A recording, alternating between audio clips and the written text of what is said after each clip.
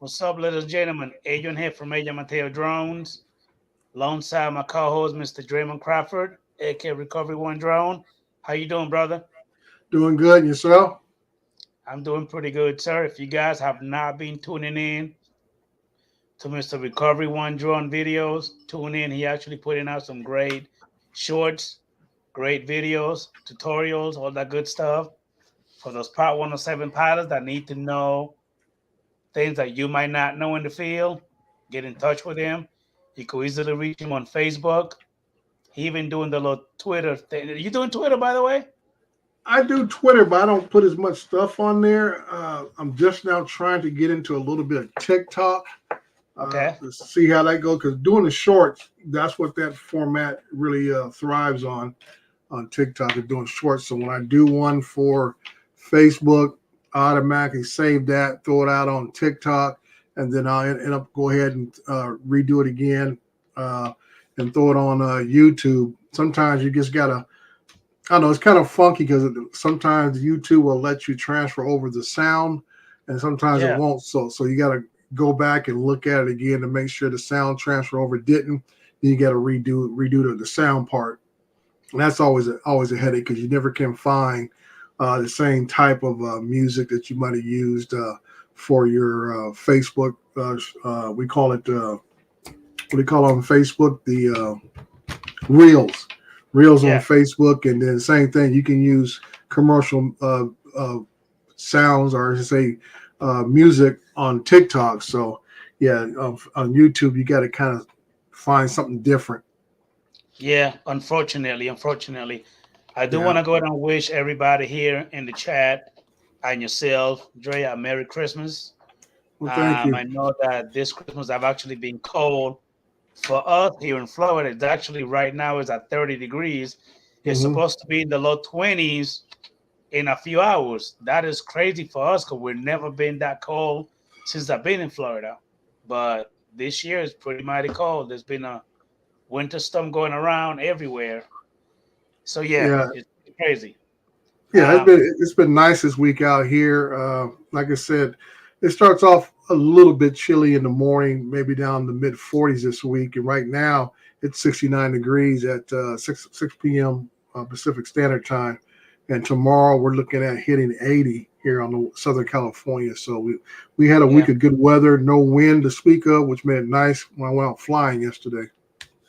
yeah. So I do want to welcome Mr. Robert Glazier, Jody Drone Shots, Mr. USA Drone Flyer, Joe America, Mr. Michael Drones and RCs, Al Diaz, Mr. Sky Fly. Thank you for popping in. Really appreciate the love and support. Hopefully, a few more folks will actually pop in. I did want to hit and send a few more invites to the show. So Okay. hopefully they will be able to pop in. If not, just gonna be me and you, Dre. Um, Other than that, I did want to hit and flew a little bit today. I didn't do no flying yesterday. I was too Okay. freaking tired after work. I didn't even want to bother with it. Hmm. Other than that, I mean, it's been great. I did want to hit and send an invite to Mr. Charles Galoski, Dre, and Hmm. actually, right now he's actually in the back in the green room waiting for me to bring him on in. Before I do that, let me go ahead and welcome Mr. Drone Annual Visuals, Mr. Nappy FPV. Thank you for popping in. I really appreciate that. How you doing, brother Charles? Is he muted? We can't hear you. I think are you muted? I know I I can't hear you either. So do me a favor, go ahead and go out and come back in. Hopefully that'll fix it. All right. How you doing, brother Johnny Drone Flyer? Merry Christmas to you and your loved ones. Mr. Akirasha, how you doing, bro? Thank you for popping in. Really appreciate it. I know I will not be dressed like a naughty Santa. No, I'm not. I'm rocking the Recovery One drone gear, the hat, and the little sweater. I got the hoodie somewhere over there, but I Hmm. got the heat on in the house, so it's actually nice and toasty in here. Right, right. Anyway, Johnny just popped in. Johnny Drone Flyer. Did you say hi to Al? Time to fly. And Horacio popped Uh, in. yes, I did. And Okay, Ratio, Mr. Johnny John Flyer. Yep. good Mr. deal. John Annual Visuals. Thank you for popping in, buddy. So far, we have about 13 folks watching. Again, hopefully, a little bit more would pop in. Yeah, we And should get some more. I will take all the audience that will actually tune in. I wasn't gonna do one, Dre, but I actually went into the community tab and did a poll to see Mhm. how much folks would like to have one done. And right now, as it stands, it says 87% say yes, Mhm. 7% say no, 7% say maybe. Yeah. Well, I know for a lot of folks in the Midwest, Northeast area of the country, they're kind of all hunkered down and snowed in, so they don't have much else to do but watch us enjoy ourselves on this live stream tonight. So hopefully we'll get that audience that'll pop in here eventually, and we'll move on from there. We can do our close to end of the year type stuff, huh? Yep. I think I heard it pop on in. Dre. Go ahead and bring Yeah. on in. Okay. Hello? There we go. Yeah, we got you There this you time, go. Charles. We got you working now. Yeah. Folks So thought they got are you still making those cookies, Charles? I'm not making cookies. I'm making an apple walnut bread. You gotta get Okay. bread That sounds good. Okay. for dessert tomorrow while the rolls are rising. Let's see if we can get the roll. Oh, yeah. Nice. Yeah. Nice. There Okay. you go. Merry Christmas to you too, Mr. Michael Johnson RC. Yes, Merry Christmas to you, gentlemen. Merry Christmas to everybody in the chat. Yeah. Thank you, sir. I really appreciate it. I didn't know that you was a big cook, Brother Charles. Oh, well, it's just a skill. Yeah, all right. I hear you. Hey. So Charles, what is your main to-go drone for you to fly? Well, it's the only drone that I have, which is the Mini 2. The Mini 2. Okay. That'll work.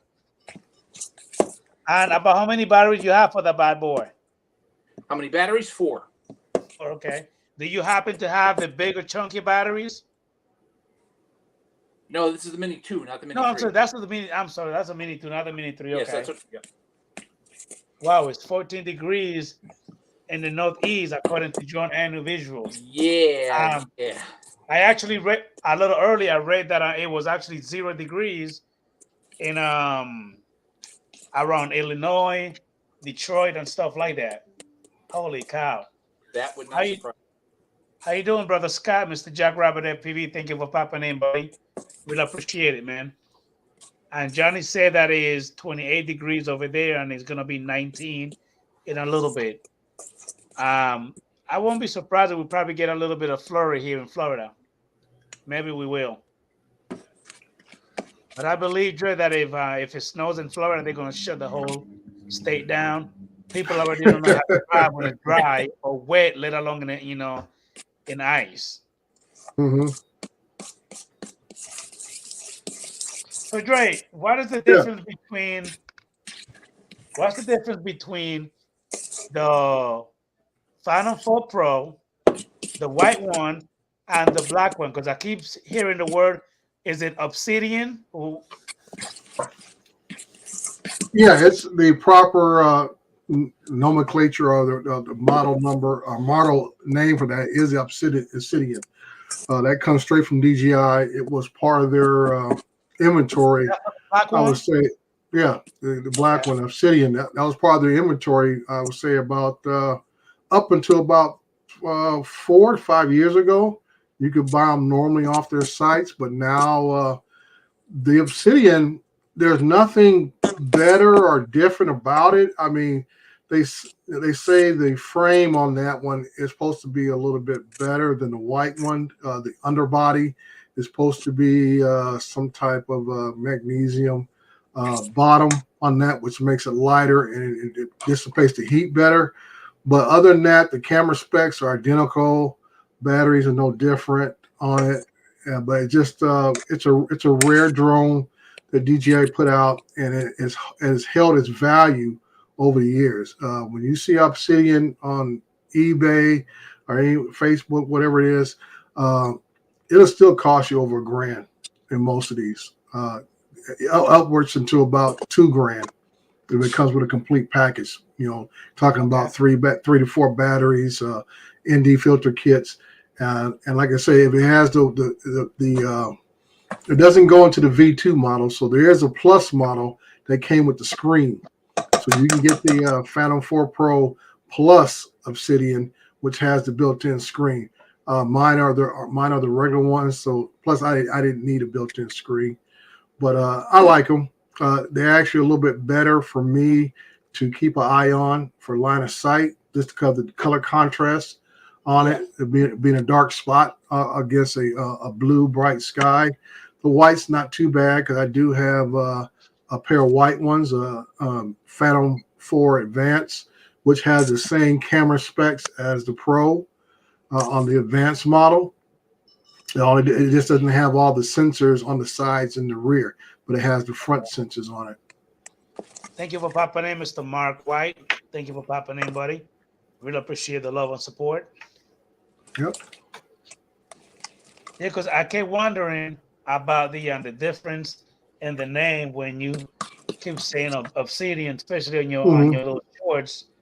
Right. I just thought that was maybe you were talking about something else, not the No. actual drone. I did notice though that on the black model, the gimbal, the covering for the gimbal Right. is like silver, right? Like silver. Right. That's supposed to be, I believe, if I'm not mistaken, supposed to be the magnesium bottom of that. That's supposed to be a different material than the standard plastic. Because I had one that had some issues. I sent in, they couldn't find identical replacements, so they put the standard light gray color on my other Obsidian. But for some reason, it's just that thing flies great, takes great video, but some reason why I use it for mapping, it is just not hitting the mark. I look at it. It seems like the color palette profile is just a slight off a little bit, and then sometimes I even get not really blurry shot, but sometimes when you go through I would say a process with software, and it's some, I guess maybe because the color profile might be a little different, that it's showing that some shots are blurry, even though I've looked at individual shots and they're clear as day. But I think because it's not the exact color profile that it's supposed to be, that it comes across as being slightly blurry. So I stopped using that one, and I used the one Obsidian that you see in my videos, and then I start using that Advance, which I got as a refurbished model, brand new. I got it from a guy for a really great price for about $650, and it's been working great so far.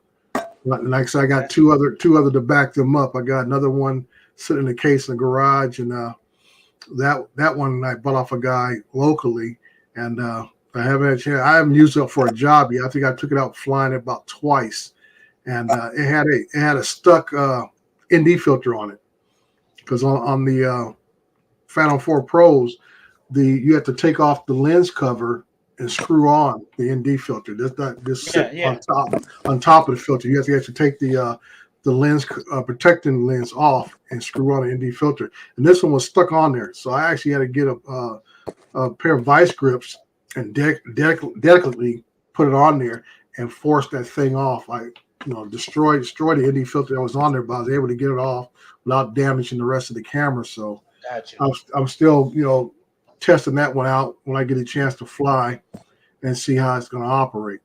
Okay, well, let me go ahead and welcome Mr. Cat Skills Brad. We also have DZ Dean FPV, and we got Brother Herman from Phantom Flight 101. Thank you for popping in. Hey, DZ Dean, Herman. Merry Christmas to you guys. Do me a favor, ladies and gentlemen, smash that Cat thumbs up Skills on the screen for me. I really appreciate it. Yeah. Brother Dre, I will still be here, but I got to get my cup of water. I'll be right back. Not a problem. So, Charles, are you cooking for you or for family or what? Family, yeah. My brother's coming over tomorrow, and he and my mom and I are going to have Christmas dinner together. We're going to have a ham and sweet potatoes and the rolls. Okay. this. So, like I said, this it's bread sort of thing for dessert. Yeah. What Okay. about you, Dre? What are you doing for tomorrow? Oh, usually we host everybody at our house who can make it over. My parents will probably stop by. My wife's mother passed away about 2 years ago now, so she won't make it. But like I say, my kids, they'll come by and fill up their plates and take leftovers home. My oldest only lives a block away from me and stuff, but his daughter just got out of the hospital with surgery, so I don't think they're going to make it because they don't want to expose her because she had surgery. So we don't want to get her exposed because we know her immune system is kind of low right now. So yeah, we'll just like I say, our house is as an open invitation for any family who wants to stop by and and this fellowship. Cool. Very cool. Yeah, we used to have Thanksgiving at my mom's, but we kind of transferred that over to our house now since my parents are pretty up there. My dad's in his 90s, mom's in her high 80s, so even Thanksgiving's here at our house. Now, how many drones do you have, Dre? I think I got a count of around 7 or 8 and stuff. I say a lot of my stuff is duplication and everything. Yeah. Like I said, I had the 4 different Phantoms. I got 2 different Mavic 2 Pros. I have the Mavic Enterprise Advance, the M30T, and I still have my original Spark. Cool. Yeah. Yeah, I didn't myself get into drones until after stuff like the Spark and whatnot were I had completely gone out of production. I've only been doing drones for since last spring. Oh, okay. Oh, yeah. Yeah. Well, like I said, when it comes to drones, it's almost drones are even quicker than dog years. Because I like to put it because, like I say, the manufacturers are spitting out drones, faster than we can even. Well, I can't say fast we can buy them, but there's some folks who buy every last one that comes out. But I just look at it for the most part. I was going to say, I know a certain gentleman from Louisiana who fits that profile. Oh, his name wouldn't be Johnny, would it? I'm not naming names. Okay. Maybe I misspoke. We don't want to pick on Johnny. People can assume whatever they want, but I'm not going to say. Yeah.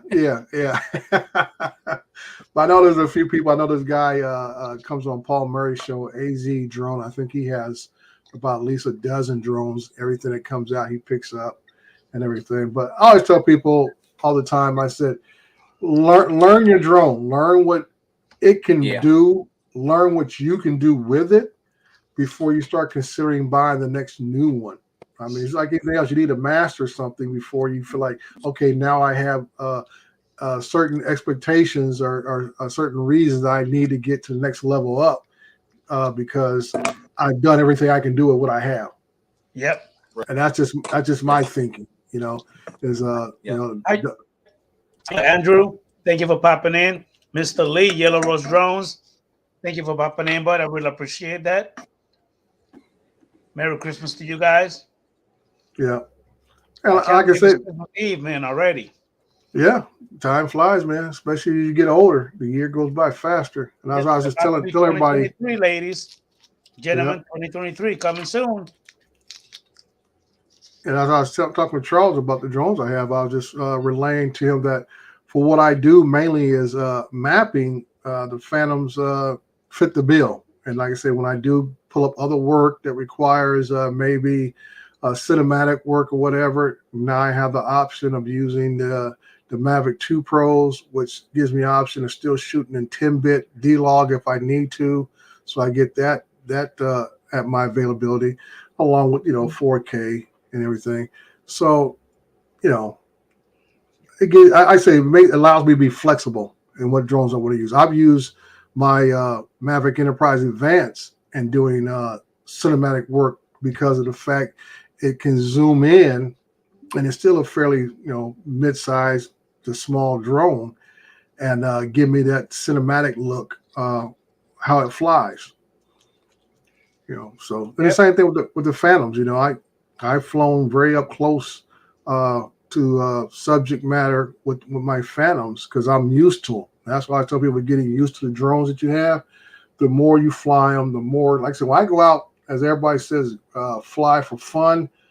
To me, when I go out and just fly, it's always like a training exercise. I challenge myself.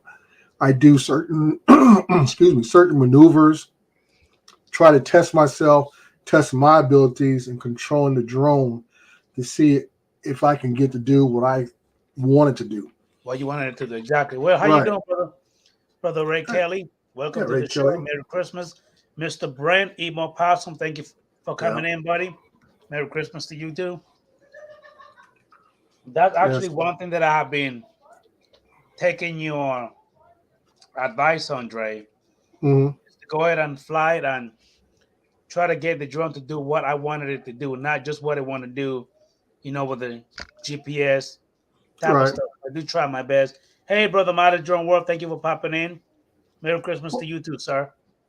Well, my biggest thing is, I noticed a lot of people, and it's fairly easy to do, especially when you have a GPS drone, that they'll hit that right stick all the way to the top, full speed, and then they'll make a little bit turns with the left stick. And I said that's fairly easy to do. It's almost like mashing your pedal down the car. It's going full speed, and now you just kind of guide it from there. And Yeah, that's why I tell folks learn to fly slow and precise, and that's where the real cinematic effect comes in. You know. well, Drake got for dollars say fly for fun. yeah, Yeah.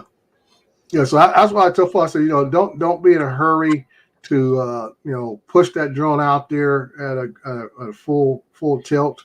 I said take your time and actually learn just to maneuver the drone in very smooth, precise manner. And that's why I say people go out there and test your abilities in doing orbits and stuff, and also learn how to do we call oblong orbits where you may be. It's easy to do an orbit from a fixed position, maintaining the same distance all the way around, 360 degrees. yeah, But when you want to come around from a back or something, or start off in the front, maybe fairly close, and as you continue your orbit, you kind of slide that drone back a little bit. So now you're working on almost three axes, where the drone is still orbiting one direction, but you are bringing the drone back while still maintaining a certain speed to make it all smooth. So yeah, now you got three different movements actually taking place at the same time, and that's that hand-eye coordination factor. And I mean, and you see it in a lot of people's videos and stuff where you say, "Oh man, that's smooth." I always tell people, I said, when you can fly straight at something and then go right into a orbit without a jerky movement, you just fly straight in, and then also you're able to start, slide that thing off, or we call it a panning effect, off to the left or right, and then maintain that orbit, and then break right out of it, maybe in a reverse direction, and be able to turn that a drone around 180 degrees without losing focus on anything at all, So basically, you're saying, Dre, go ahead and do all of that without missing a beat. without missing a beat. And that and Now, that's why you get to learn about the abilities of your drone and your ability to control the drone and stuff. I mean, that's why I say some people. I mean, nothing wrong with we call smart functions, or you call the automated flight functions and stuff. I have drones I've never used them on. I just never used them on those because I've always learned from I started uh, learning to control the drone yourself and stuff. So that way, because like I said, when you're flying and you're trying to, unless you're one of the people who fly a certain point, stop the drone, stop recording, and then you set up your next flight to say, okay, now I'm going to do an orbit here, and you break out the smart function to do an orbit, and then you go back and you edit it all together. You can do it that way. But I yeah, always say, if I can do that all in a single motion, I think that shows more to your ability to control the drone, and I think it looks nicer on yeah, the film. That when you flying and you're doing all these different motions, even when you're gaining altitude or descending, you know, your drone's flying in a certain direction and you're panning and you're able to maintain that speed. And at the same time, you also start descending. Have the drone fly lower or higher without a significant bump or jump in the footage. Let me Everything. Go ahead. And almost like it's like doing you call like I guess they call it like a gimbal shot where the drone can go down or go up and go from there. And you always want to do these things without making a significant change. In other words, the audience that's watching your footage doesn't really realize it until it's almost halfway done. Got you. Let me go ahead and welcome Mr. Teach Giggles and Drones. Thank you for popping in. Really appreciate that, sir. And to answer Andrew, hopefully one day I will either have to come to California or he'll have to come down to Florida for us to go down and fly together. And another thing, Dre, is Mr. USA Drone Flight Cap Joe America said he did his first night flight. I actually watched that video, Joe, and that was that great video with that Mavic 3. That footage looked amazing. That was great. And Joe did the number one thing I would recommend anybody who does night flight. Make sure you fly in the daytime, get familiar with the area. That way you are comfortable at night. You remember where all the power lines are at, any towers, any buildings, all that kind of stuff that you don't want them to jump up and bite you all the time. Because like I tell folks, you really can't depend upon the sensor, especially at night. A lot of times you'll get that warning to say the sensors are not working because it's not enough lighting. Yeah. Charles, they're saying that you need more pepper. I think he's making something sweet. They're saying you need more pepper. You need everything for you to be able to cook. Well, I have to say, folks in the chat, I'm on my iPad and I can't bring up the YouTube chat. I hear you while I'm doing that. So that's what I'm reading. Folks that are trying to have fun with me, you'll please have to just forgive me for tonight, and I'll get you another day. But Dre, I wanted to just walk back a few minutes to what you were talking about. Sure. Slow cinematic maneuvers and stuff like that. And I completely agree 100% with you. I one of the things that I was hoping to be able to get to do this year is do a lot of that with myself and my too. But I can't tell you how many days it was either viciously too hot or viciously too windy. I mean, the Mini 2, you hear some miracle stories about somebody putting a Mini 2 up in 40-mile-an-hour winds, but I really don't want to risk that. Right. And I always tell people, Charles, when putting like 5 or 6 miles an hour down here, up at 100 feet or 200 feet, we know that's gonna almost triple. So I haven't, Yeah, and when I hear stories like that, people saying that that they put their birds up in 25, 30, 35, 40 miles per hour, and my next question is, well, what type of footage did you get with that type of wind?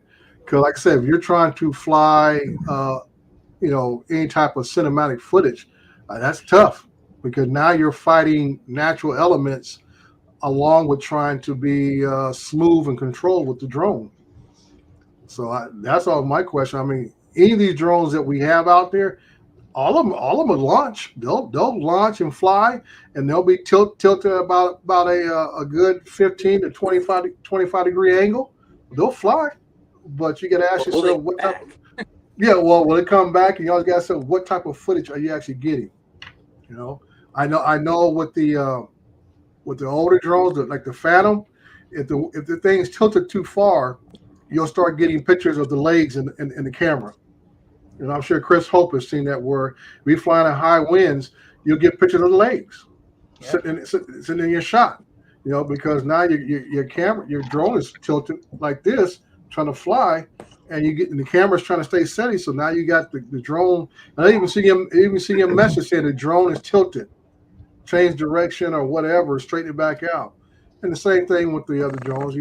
There's only so much they can compensate with the gimbal before something else starts showing up in the picture, or you start having problems trying to hold it steady or be able to get real smooth shots with it.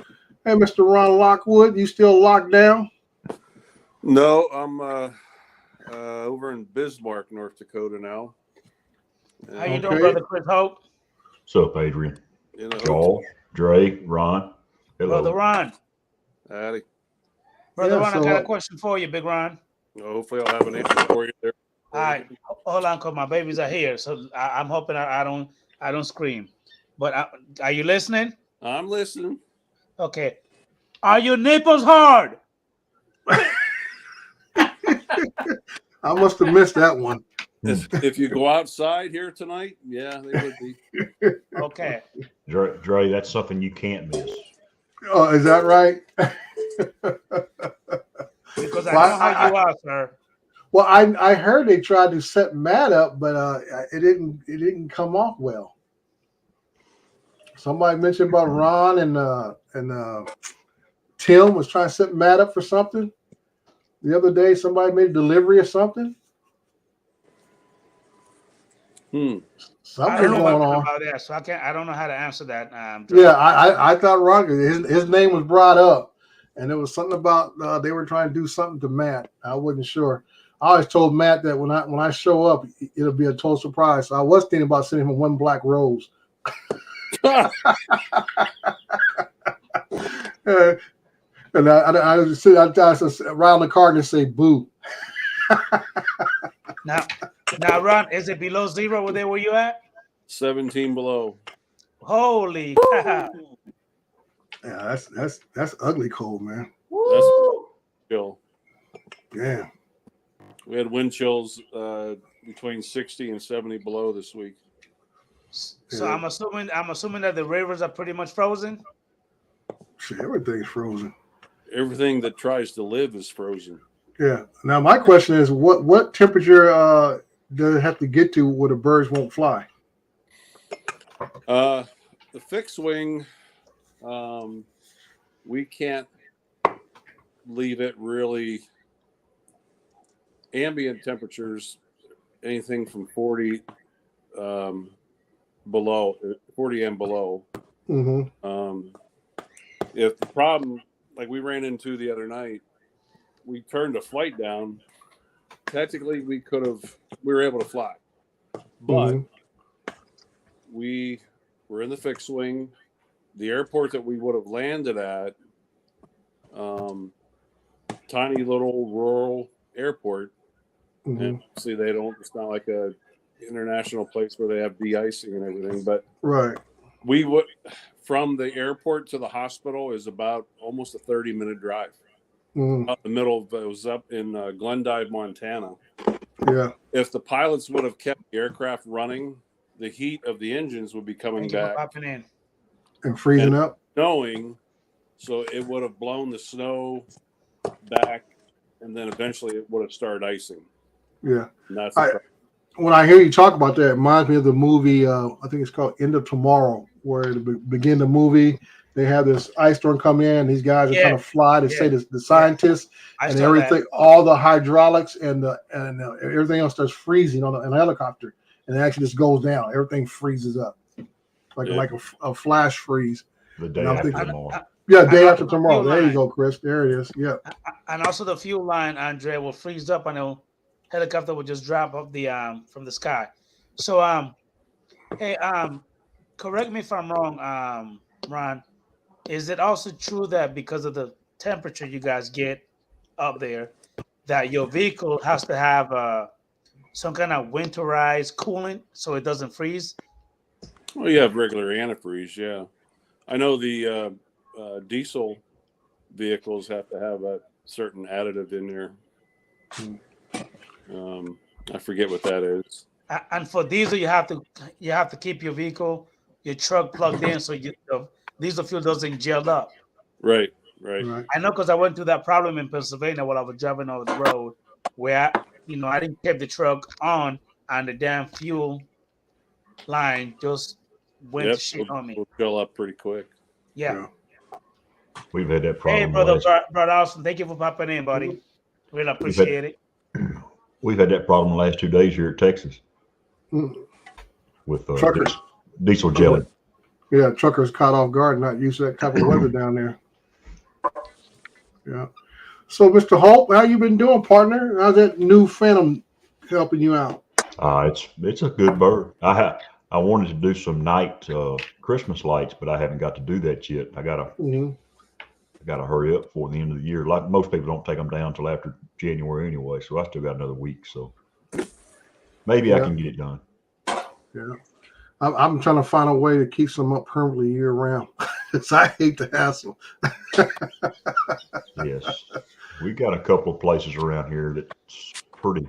One place north of town, they say is really nice. I need to drive out there maybe tomorrow. Maybe I'm gonna try to take some vacation next week. Maybe I can get out there then. Okay. Okay. Hey, Good deal. hey, Chris Hope, can you read Yes, this? sir. Thank you, Catskills Bread. I'm much obliged to you. All right.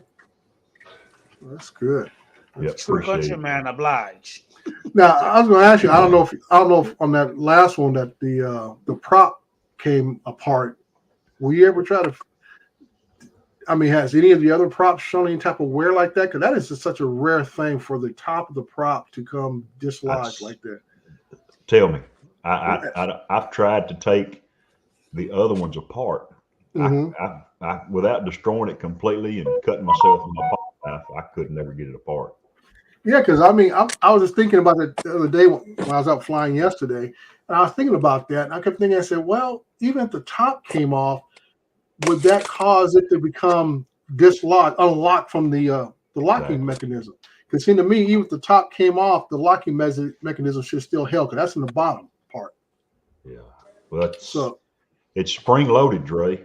Yeah, I know it's spring loaded, and I'm thinking, well, the spring loaded part would be that's in the motor itself, because you push down on the motor, and then you spin you counter spin the prop to go into the lock position. And I was just thinking that, well, that top part is so much in the very top edge of that prop that should not be affected by that other part of the locking mechanism. I could be wrong. I just thought about that when I was out, yesterday.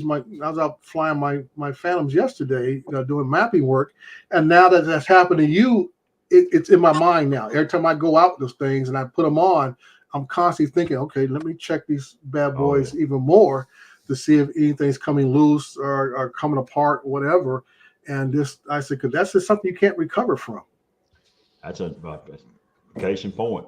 I'm living proof. I don't know why it come off. I have no idea. Why that blade would have come off that bird.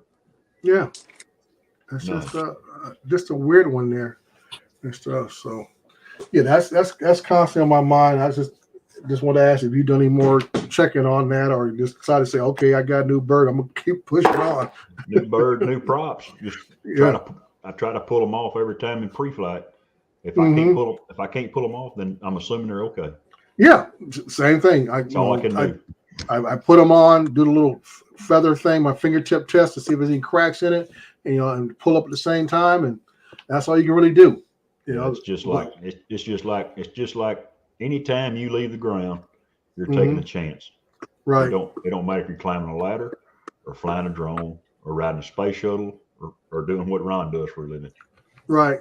Yeah. It's a chance. So it is, and that's why I say you just got to put your trust in the equipment and your own ability, and make it back. And that's why I was out, today's Saturday, yesterday, and put my first battery. I'm at my first job doing a mapping of this housing track, and I put a battery in, did all my little pre-flight checks and launched the drone, and it's in autonomous flight mode using drone deploy.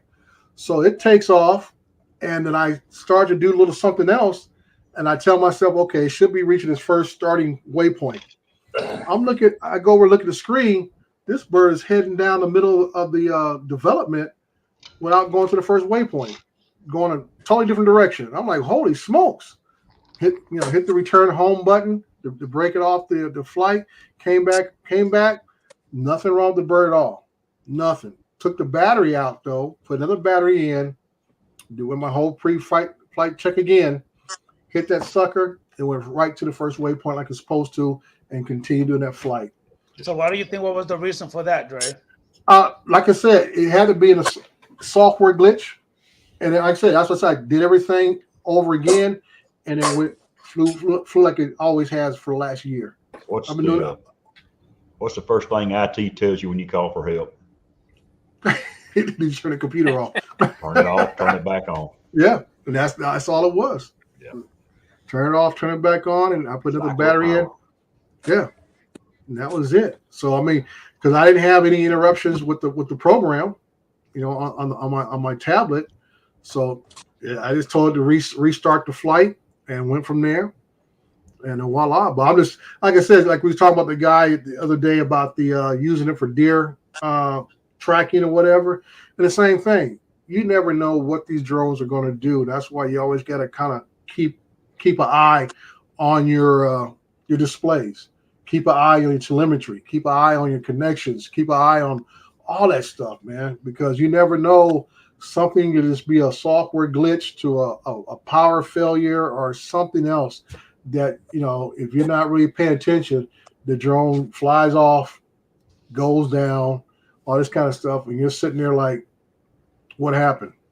Let me go and welcome Mr. Steven Drones. Thank you for popping in. Really appreciate it. Thank you for popping in, Brother Austin Rivers City RV. I'll see you later, sir. Thank you for popping in, buddy. Brother Brad, hello, man. How you doing? Yeah. Adrian, if you want to share, that's my next photography adventure coming up. Oh, is that what you did? Is that what you just sent me on Facebook? Yeah. Yep. Okay. LA Casiato. Good night. Merry Christmas. Yeah. Yeah. Thank you for popping in. I really appreciate it, Lisa. Gary, good evening. I'll be living in the Alaskan bush for a week.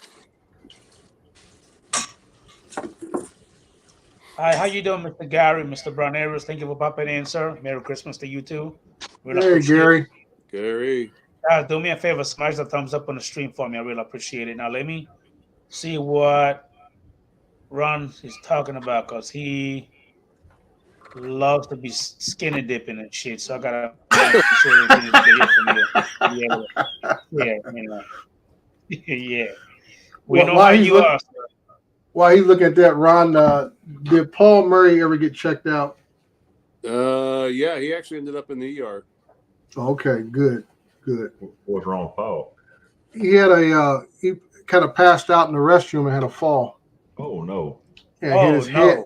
It hit his head, and then Paul being stubborn, he didn't want to go to the hospital. Had nobody take him. He didn't want nobody calling EMS or anything, and he sat up there being lightheaded for a stream and stuff. And I said, dude, you talking about he had the chills? I said, that's a sign of internal bleeding. When you have chills like that, he had a fall and he hit his head, So I was concerned about him and, asked some questions. And I know the next day, Justin was hosting this show. So I just been kind of keeping an eye, trying to see what's going on. I didn't get a chance to catch up today what was going on, so I didn't know. So I know Ron usually pops in every once in a while and see what the deal is. So I'm glad he did go get checked out. I mean, he has some other medical conditions that makes him at high risk. Mm-hmm. So he can't afford to be gaffing off his medical attention. You can keep it, Johnny. I've had my 52 hours of it. So give me a second. I'm trying to pull it up right now. Hey, Rocket. How you doing, man? So, like I say, if you guys get a chance to pop in on Paul Murray's show, just send him well wishes. His show is usually on twice a day, usually around, I think it starts around 5 a.m. Pacific Standard Time, which I think is around 8 or 9 where he's at. And then he comes on around 5 o'clock or so on the East Coast time. Yeah, turn your volume, Adrian. Huh? Turn the volume on it. Yeah. You say you want me to put the volume on? Yeah, and stop yelling at the mic. It's not copyrighted music? No, there's no music to it. Okay. Give me a minute.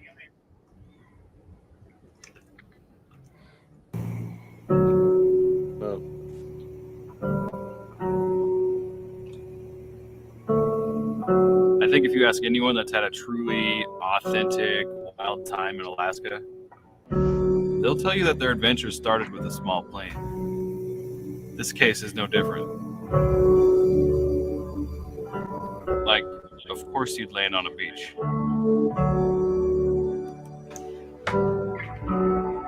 This is Bear Camp. Let's off with jump.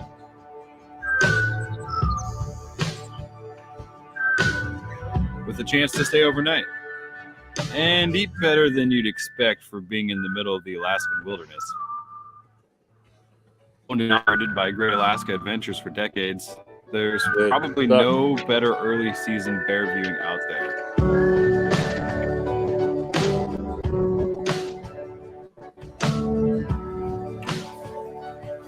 A unique chance to look into the lives of coastal brown bears. I always say out here it's not bear viewing, it's a bear experience. It's really neat. You get to interact with the brown bear and in a really respectful way.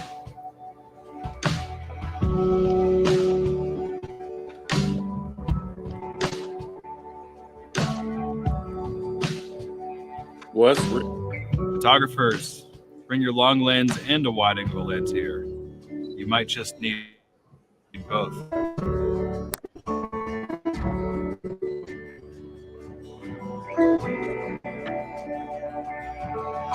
But you don't need the best camera to get the best shot.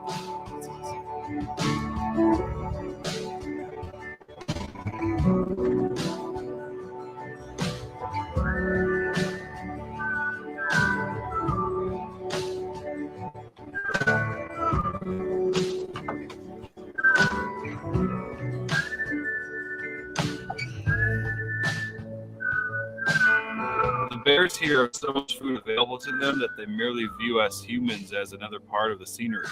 They often go about their business like no one is watching. that's a big. It's a big boy. This is the first time I've ever seen one out here with a flounder in its mouth. And it's just so happy walking right towards us. This is pretty epic. Of course, it helps to have experienced guides when the bears do get curious.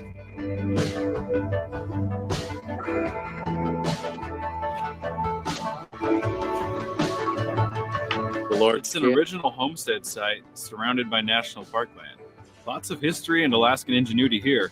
Make sure you ask about Wayne Byers. When Wayne was still alive, I worked out here with him for 7 full summers. Had one tooth in the middle of his head, had the beard, and Something that surprises me the most, more than being like 7 feet from a bear, is the food. I can't even imagine what it takes to make food this genuine at a bush camp.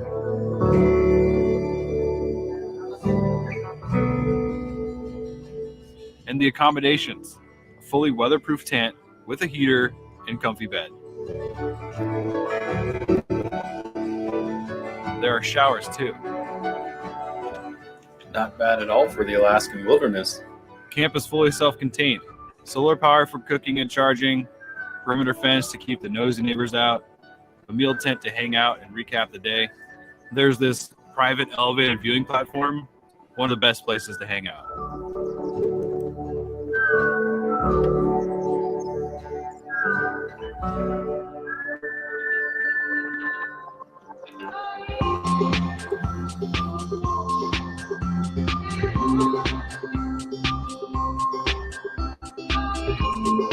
You get the sense that the guys not only care about keeping people safe, they also just really love bears.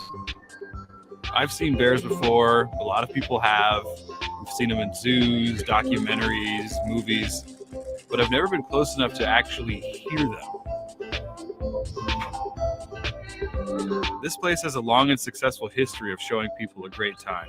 It just doesn't get any more real than this. So you get top-notch bear viewing, you get to live amongst them safely, you get to eat and sleep well, and you get memories that last a lifetime. Wow. It just feels good to know that places like Bear Camp really still exist, you know, that somewhere in the world, bears are getting up in the morning and they're going about their business. They're not doing anything based on us at all. And to be able to just spend a little bit of time with them when you go back to your home in New York City or LA or Seattle, it just makes you feel a little more connected, maybe. At least that's how I feel about it. I think our guests feel the same way.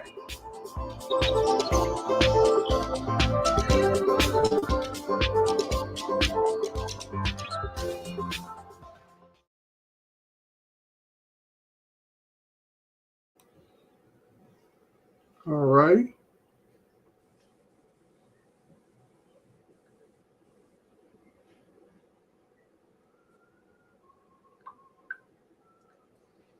That was great, Ron. Now, Ron, did you by any chance do any of the footage that was put into that video? No, that's where I'm going in June. Oh, that's where you going. Okay. Yeah. Nice. It will scare the crap out of me, but yeah, that looked nice. Rolls are rising. Homemade rolls. Thank you for popping in, Mr. Leonard, JSK Enterprise. Appreciate it, sir. That's the. Hey, Mr. Doc Murdoch, how you ready to doing, go in the bro? oven. Merry Christmas. Thank you for popping in. Oh, Judge Leonard. Mr. How are you, Steve Leonard? 43068. Thank you for popping in, sir. Merry Christmas to you too. Thank you for popping in. I really appreciate it.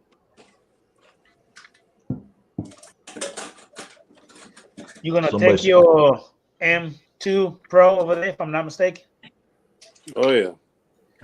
Will they allow you to video Yeah. everything over there? Yeah. I'll on the daily hikes that we'll go on, we hike anywhere from 2 to 5 miles a day.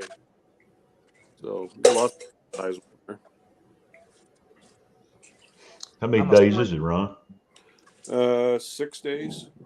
Oh, that'd be fun. And then I'll actually spend a day or so up in Anchorage and Homer. One beach in Homer, I was talking to a guy, and there's just like 10 zillion eagles. You go there and find a tree with 30 eagles in it. Yeah, I hear they can be a nuisance up that part of the world. Oh yeah. Oh, were they very territorial up there? Oh yeah. Yeah. Look at a good trip, man. I'm assuming that it cost a little pretty penny, right? A few bucks. A few bucks, that's it? Just a few bucks? That's why I work so much to pay for my expensive habits. I know you're full of shit saying a few bucks, but okay.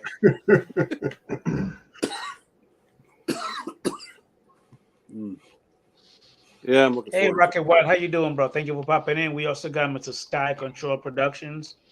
Thank you for popping in. I really appreciate it, sir. Oh, Sky Patrol. Yeah, Hey, thanks, man. you been doing any flying in the cold? No. Thing would last about 30 seconds out there. Just 30 seconds. If that. What about you, Brother Hope? You been flying? Every Sunday for sure. Not sure about in the morning. It's supposed to be 22 or 23 here in the morning. I don't know if I'll fly in the morning or not. Plus it's Christmas. I may sleep in. Ouch. I'll fly once a week for sure, and then in between when I can. If you would go to my channel, you'd see that.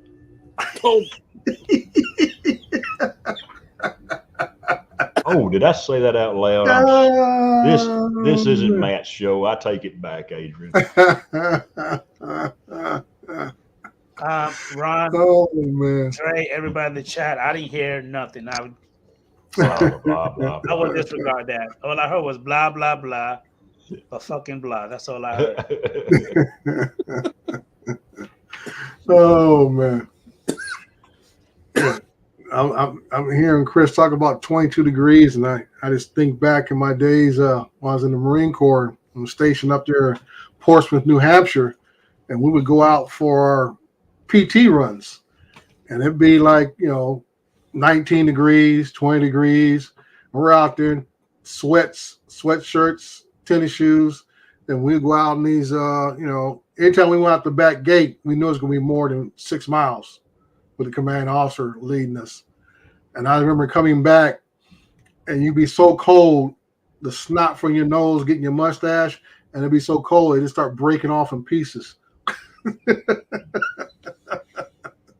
And stuff.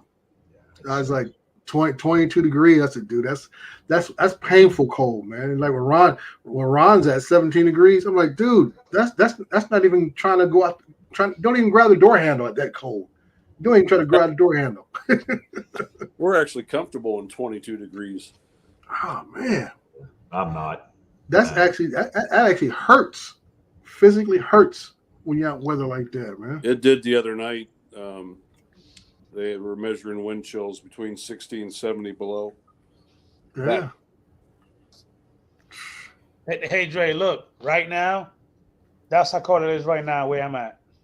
Yeah. Let's see where we're at here. 28. And it's supposed to keep dropping. That's not good. That's not good at all. Oh, we're past it. Let's say that it's 7 degrees where he at right now. We done pushed all this stuff to the east of us. Oh, shit. Not as cold as I thought. Ron says not as cold as it got, but it ain't nowhere near zero. -7. 7 degrees, -7. Holy crap. Dude, that's not. And that's all I've been seeing on the news today, talking about all these highways with traffic collisions and Dang it, man. Stuff sliding off, trucks can't get through, emergency response people can't even get through because they're stuck in the snow and icy roads and stuff, man. This was yesterday in about 45 minutes east of Rapid City, South Dakota. This is on Interstate 90. Mm-hmm. Now, okay. Holy cow. Yeah.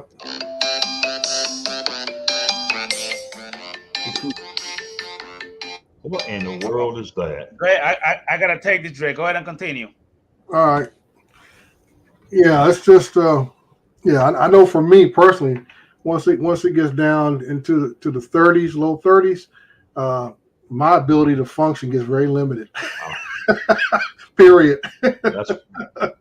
It ain't just it's the effects of we're not Texas. The South isn't accustomed to this kind of weather. And, yeah. The winter storm Uri, where we was like below freezing for 7 or 8 days, like bad, like single digit and below zero. Right.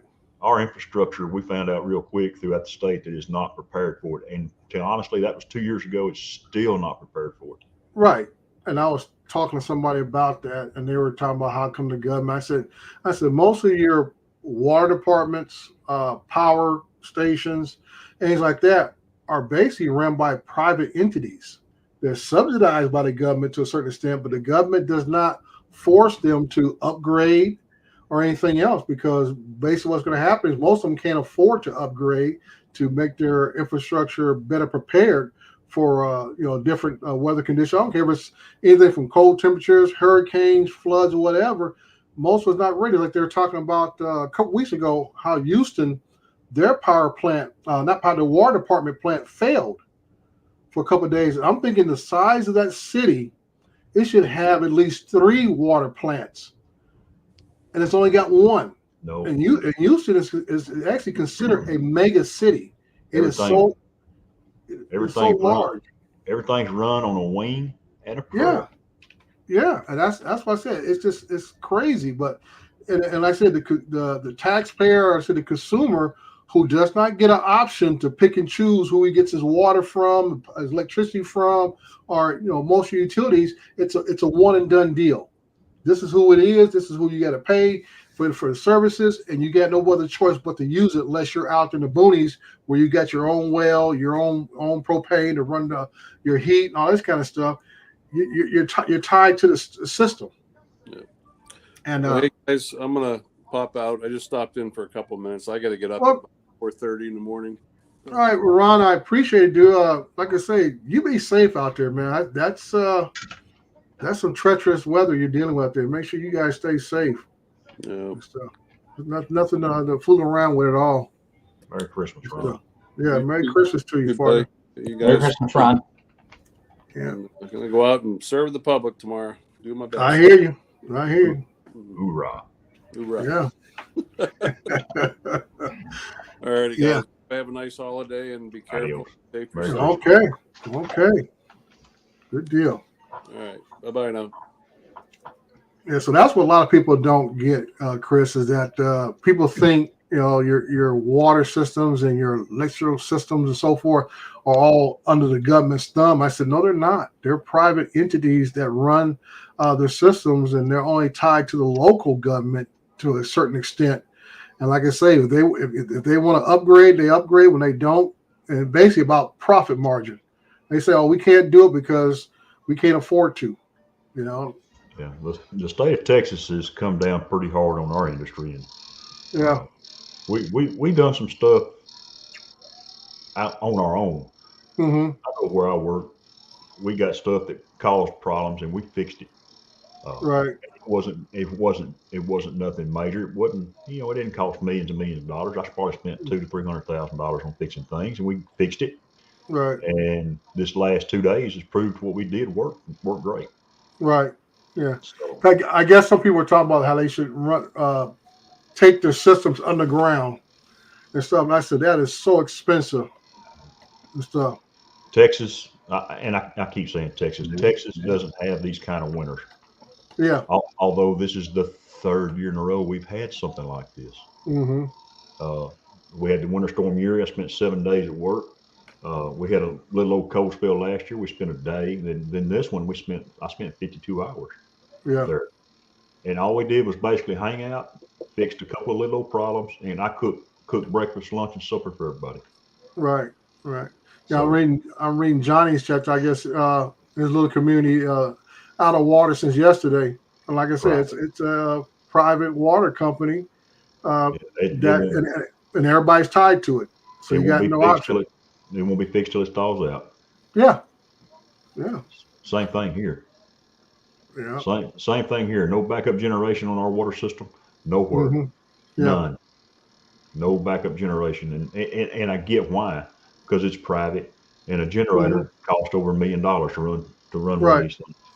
Yeah. Now, so when I worked in my city's sewer department, we have what we call lift stations. And basically, anything that has a pump the sewage uphill, you have one of these lift stations in that area to make sure it continues to flow. Because most of your sewage is gravity fed and stuff. Yeah.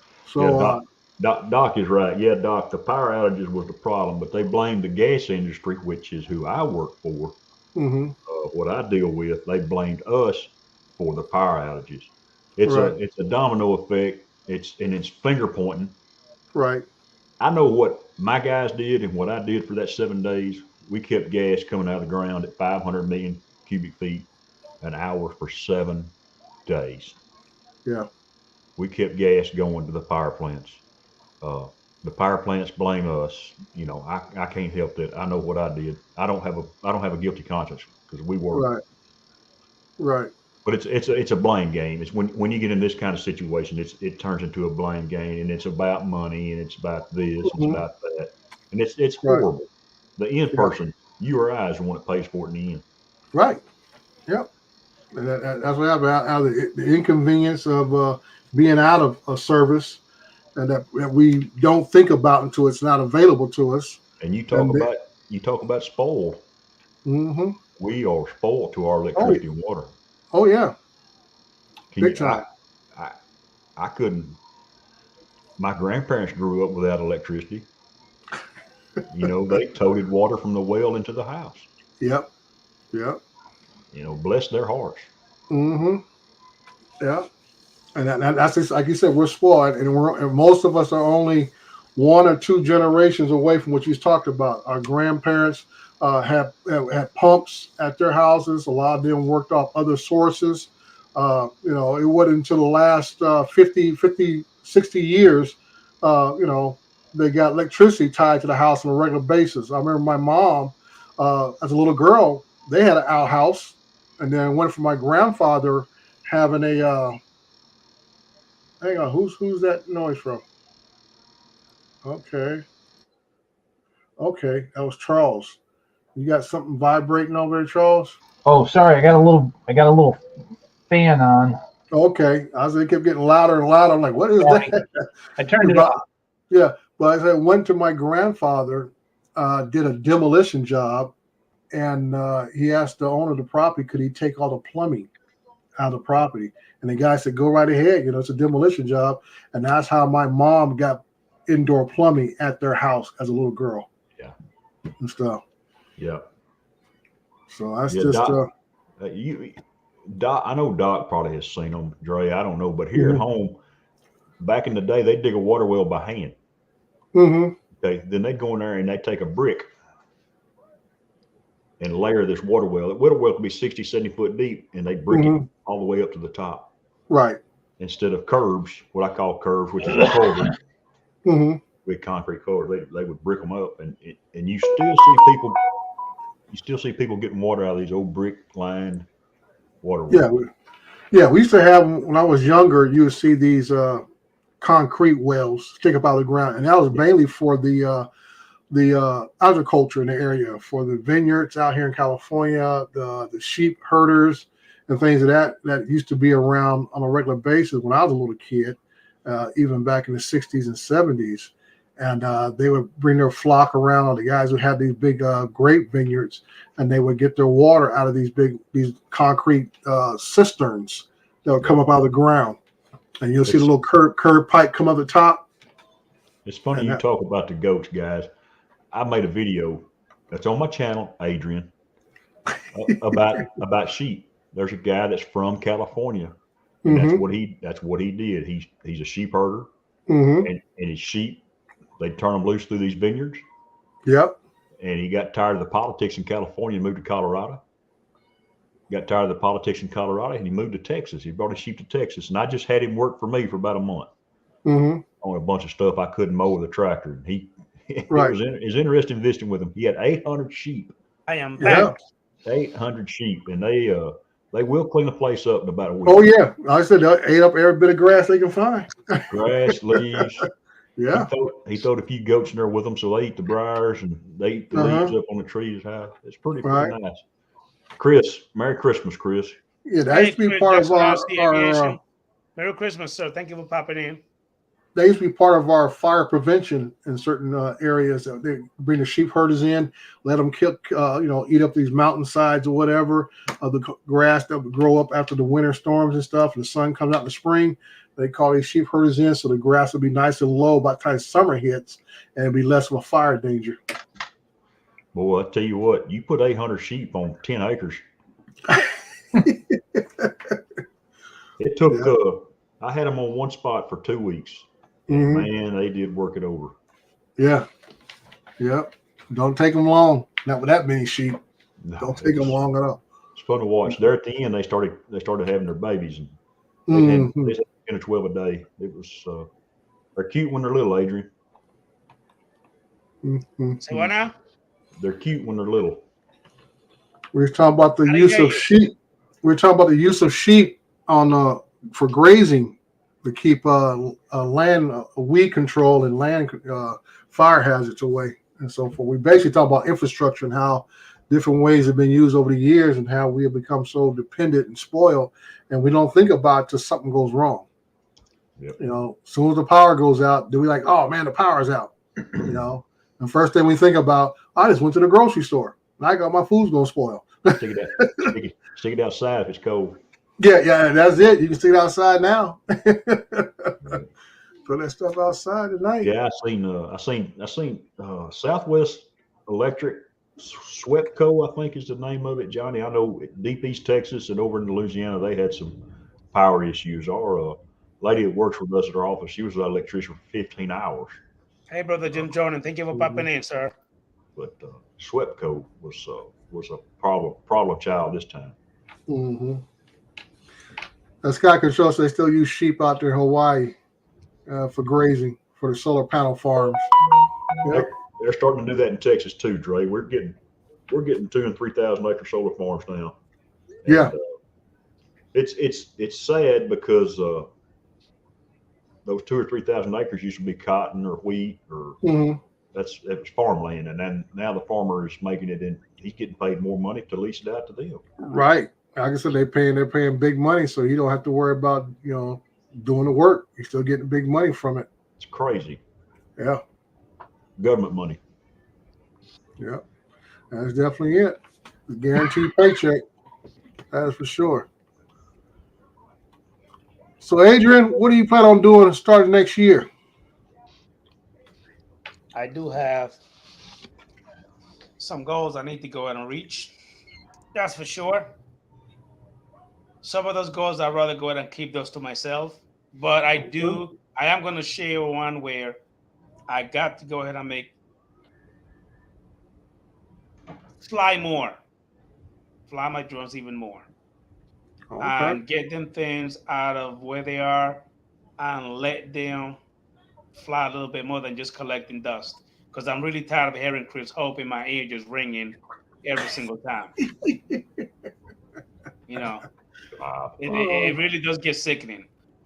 He calls me just about every day, just ringing in my ear, and I got proof. He can't tell me he don't.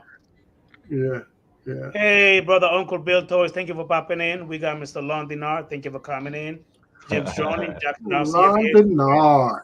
That's true, thank you for Bill. popping in, buddies. I haven't been in the chat with Lon in a good month or so. Cool hand, Lon. Yeah, I don't know if it's me or is it him. He's been laying low. And then I just saw somebody else pop in. Who was that? Just popped in. I'm not going to get rid of it, Johnny John Flyer. Negative. That thing is mine. It's not going nowhere. Yeah. You got something for sale? Say what now? That Dodge? You better sell that crap before that Chevy, sorry. I thought Chris was a Chevy man. I don't know you don't drive no Ford. I drive a Ford. My wife drives a GMC. Oh, okay. Number 2 in a year. That truck is not going nowhere. That truck going to stay right here with me. Yeah, Christmas Eve a year ago, I was wrapping presents out in my shop and having too much fun. Oh, we remember that one like it was yesterday. It's been brought up several times. Hey, Brother Bob, GMC, Government Motor Company. Hey, Brother Bob Casey, thank you for popping in, sir. Hey, Bob Casey, the link is in the chat. If you want to go and come on in. So, the matter of fact, let me put it in there one more time. There it is. Come on in, buddy. Yeah. Yeah, we remember that old Saint Nick in the Elves Christmas shop last year. That was quite the entertainment. That was But like I say, Chris, you were out there, but no one's ever going to beat what's the guy from England? What's his name? Geeksvana? Well, he comes on Geeksvana's show. He's one of his little chat monitor guys. Oh, I forgot what show, but he was lit. I mean, lit and stuff, man. I think he face planted or something on live stream. Oh no. And stuff. What was his name? His name escapes me and stuff. I'm sure somebody here probably remember his name and stuff. I think he might have been on either Ken Heron's show or somebody else's, but he was just on a rant, and next thing you know, dude, he was like, boop, out for the count. El Smeghead. Yep, Smeghead. That's what it was. El Smeghead. Doc remembers that. He had a time he was on my show, Dre Live, and he was. Was it on your show? Down. Yeah, he was so drunk he went down, dude. He was so drunk he went down. How you doing, Brother Lee? Merry Christmas, sir. Merry Christmas, you too. And I think a few weeks after that, Art was lit on somebody's live stream. He was on my show too, cussing everybody out. Yeah. It don't take but a thimbleful to get lit. Get him lit. Yeah. Hello, Lee. That's it. How's the weather treating you, Lee? Oh, you're on mute, Lee. Have a mute. There you go. Okay, we'll try it that way. There you go. Is that better? Yep. Yeah, StreamYard was hitting the mute button. I wasn't touching the keyboard. Oh, okay. I'm just cranking out some videos from the trip. Most of you know I spent a few days up in the Dallas-Fort Worth area this week with Angie Anderson over there at Lost Girl Adventures. And wandered all over the Rockwall and DFW area, flying. And I had a great time. Good. I think I did see one of your posts talking about you were flying with Angie. Yeah. A few days ago and stuff. We had a lot of fun. She has a good eye for finding spots. She needs a little more self-confidence in being able to go out by herself. But on the other hand, female drone pilot by herself in the middle of nowhere is more vulnerable, I think, perhaps, than than maybe a guy out there. Yeah. You know, just being chauvinistic. But but when you've got two of you together, and at least one of you is licensed to carry, there's a little less threat. Okay, so that was her license to carry. I don't know. Didn't ask. I did not ask. Yeah. Well, I was gonna say, have you done any more shows lately? I like that setup you have with the pop up and the cones and the van and everything. I haven't done too many lately. But I mean, I carried some cones out with me this time. Just we had one area that we set up at downtown Dallas, and security came over and started checking us out. So we left to go. No, quite honestly, Angie's iPhone cable broke, so we left to go get her an iPhone cable from the nearest gas station. You know, high quality cables, and came back. And we went to a different location on the same property, and I threw out some traffic cones. We put on our yellow vests that said that we're FAA pilots. Right. And the security guy came by, just saw us, waved, kept on going. Yeah. and How always you doing, helps. Bob Casey? Bob Casey. Merry Christmas, hey, Bob. Merry Christmas, you too, Merry Bob. Christmas to you, sir. Merry Christmas, Bob. I see your bag is packed behind you. You heading out somewhere? No, I was just going to fly in the morning. Oh, okay. We got a thing with Sean Ides that everybody wanted to fly on Christmas Day. I wasn't going to do it. It's been too cold, but I'm going to try it tomorrow. Oh, okay. Well, good luck to you. Me, Jim's droning, and Sean Ides are going to try to do a Christmas flight and then do it over onto his AV club that he's got. Is that the Mini 3 Pro or the Air 2S? That one there is the FPV. Oh, the FPV drone. Okay. Yeah. Oh, okay. Good deal. Well, like I say, I hope you guys have a good time and don't take any unnecessary risks, because I know the storm is just off your back door. It's got another inch of snow maybe coming Monday, but other than that, I think right now it's starting to climb up a little bit, so it's a little bit better, I think. Okay. I think it'll be all right to fly. I flew this cold last year, so we'll see. Yeah, that's all we can do is say we'll see. Sean just done a video where he stayed inside his house and flew his Avata. Wow. And it had great range. I was surprised by that. So I'm going to stand at the front door and step outside if I have to. Well, make sure you keep that robe closed.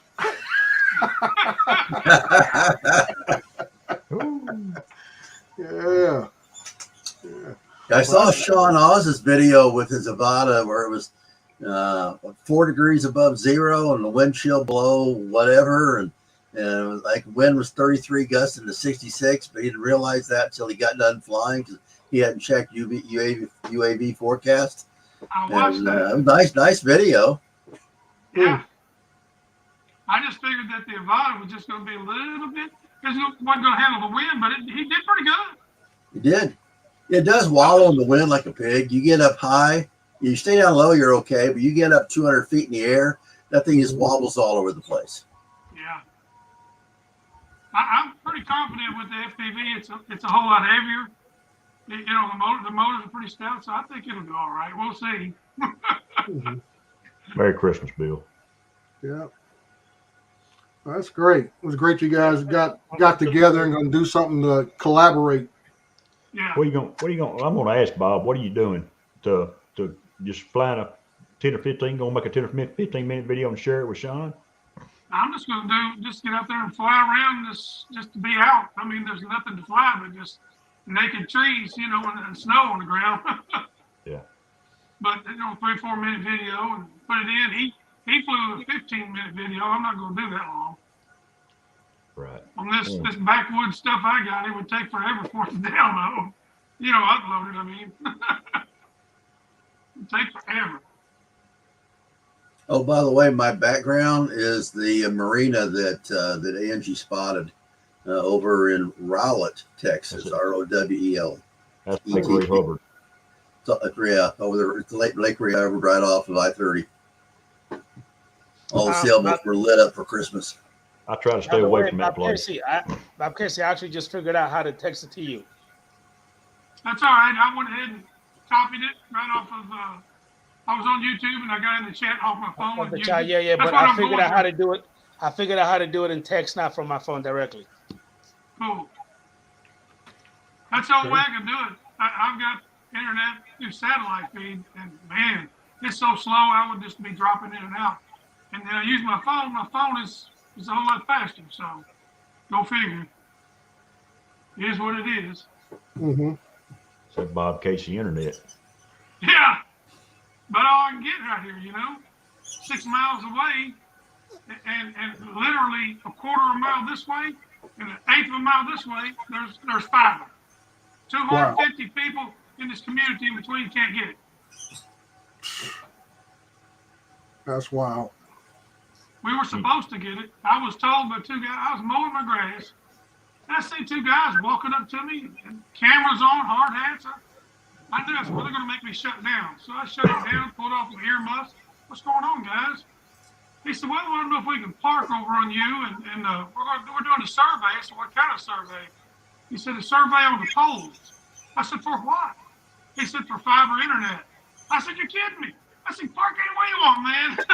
I was tickled, and I thought, hey, he said, you'll have it by this time next summer. Well, that would have been last August. It didn't happen. There's been $60 million appropriated funds to get all of Western Kentucky in on high-speed internet. Mm-hmm. Now, I got unlimited through this, what I have, but my speeds are so slow. You know, on a good night, I could watch 2 live streams at the same time on my desktop. But if that's what's bad about it, because it's terrible internet, man. That's all I can say about it. It's just terrible. Wow. And this is through a local cable company or one of the phone companies? Satellite. Satellite? Yeah. Okay. I'm it's about not to Starlink, is it? I'm about to go ahead and bring in Mr. Doc Murdoch for a little. I'm going to kick myself out. Okay, we'll bring Doc in. Don't kick yourself out. I'm going to roll out. Hey, Doc. Okay. Good evening, guys. Merry Christmas. Merry Christmas to you, sir. It's been a while since I've seen you on. Yes. Been busy working and building on the house, so. Oh, okay. Because usually you're such a wealth of information. I'm gonna start plucking that brain. So, okay, what's coming down the pipe? Well, if you haven't been following Quad Mafia's Discord, go look over there on the remote ID and regulation tab. Okay. Well, can you give me the, as we say, the Cliff Notes version? No, I was just covering all the bases, because we never had a specific list of all the stuff. Mm-hmm. So that's what I did on there. And well, I guess the question I want to ask you about, because I know some people have been having this experience and some haven't. Is what I don't have a Avada, but I know some people are having this issue with the Avada, not be able to arm it until they attach a phone to the goggles. Now, is that a standard thing, or is it just hit and miss with people? Has to do with remote ID. When they did the upgrade, when they updated their Avadas, they got stuck. Oh, okay. And that's what happened. So and you don't have to be on the internet or connection with a cell phone. You just have to have the phone connected. It uses the GPS. I think that's what it is, because I don't have the Avada, but that is what I'm hearing. Hey, Chris. So I'm not upgrading mine right now. Yeah, if you have one and haven't updated the firmware, don't.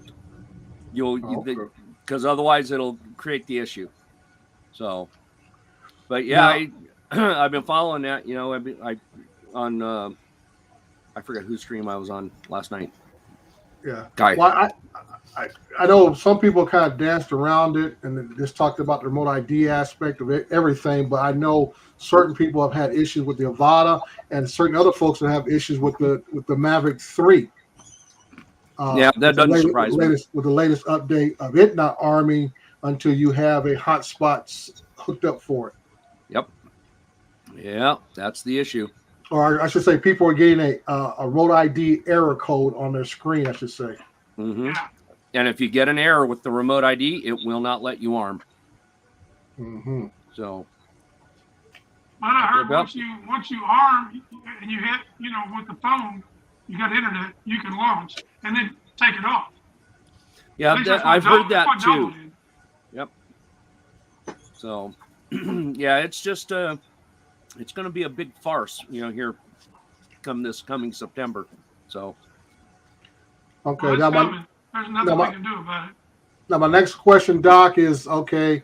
When will we find out, or if we'll ever find out, those of us who have DJI drones, if our drones have the remote ID broadcast system built in it, or I know they update the software on just about everything they own.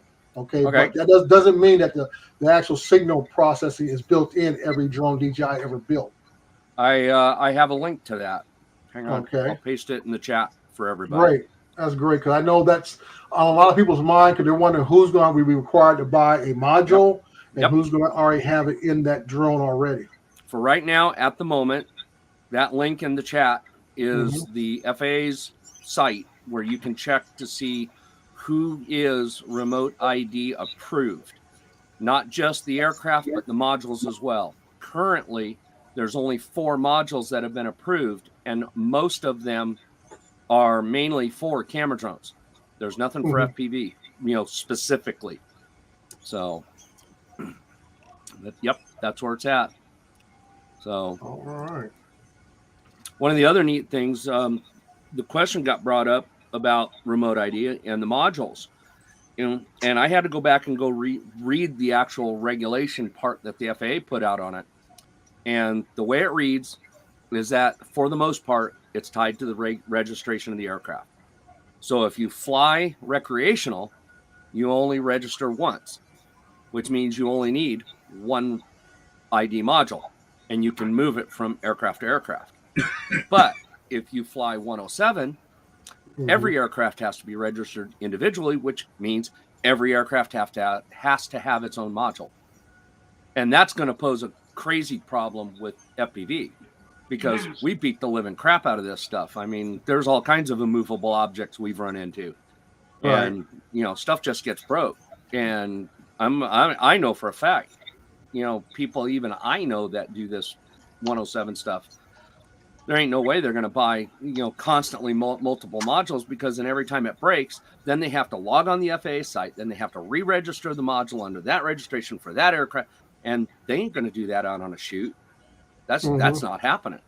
Right. They're gonna carry 1 or 2 modules that are registered to 1 or 2 aircraft, in particular FPV stuff. Okay, that all of their FPV drones are all the same, so it's the same aircraft essentially. So then they'll just move module to module, and if they break a module, they'll just grab a different module and stick on it and not even think twice about it, because they'll have those 2 modules, if you will, registered, and they'll just move it from aircraft to aircraft. So that's how I see the practical side of it happening. Right. So, Well, I'm looking at the list right now, and I'm wondering, why would somebody need a module for the Switchblade? Go figure, guys. For those who don't know what the Switchblade is, the Switchblade is a fly once only drone that is basically a missile that explodes on contact. Hey, Chris, are you about to go now, sir? Oh, man. Okay, well, good night. Thank you for popping in. Have a great night, Chris. Merry Christmas, buddy. Merry Christmas to all y'all. It's the first one on the list. Vision Arrow Switchblade Elite. Accepted. That's hilarious.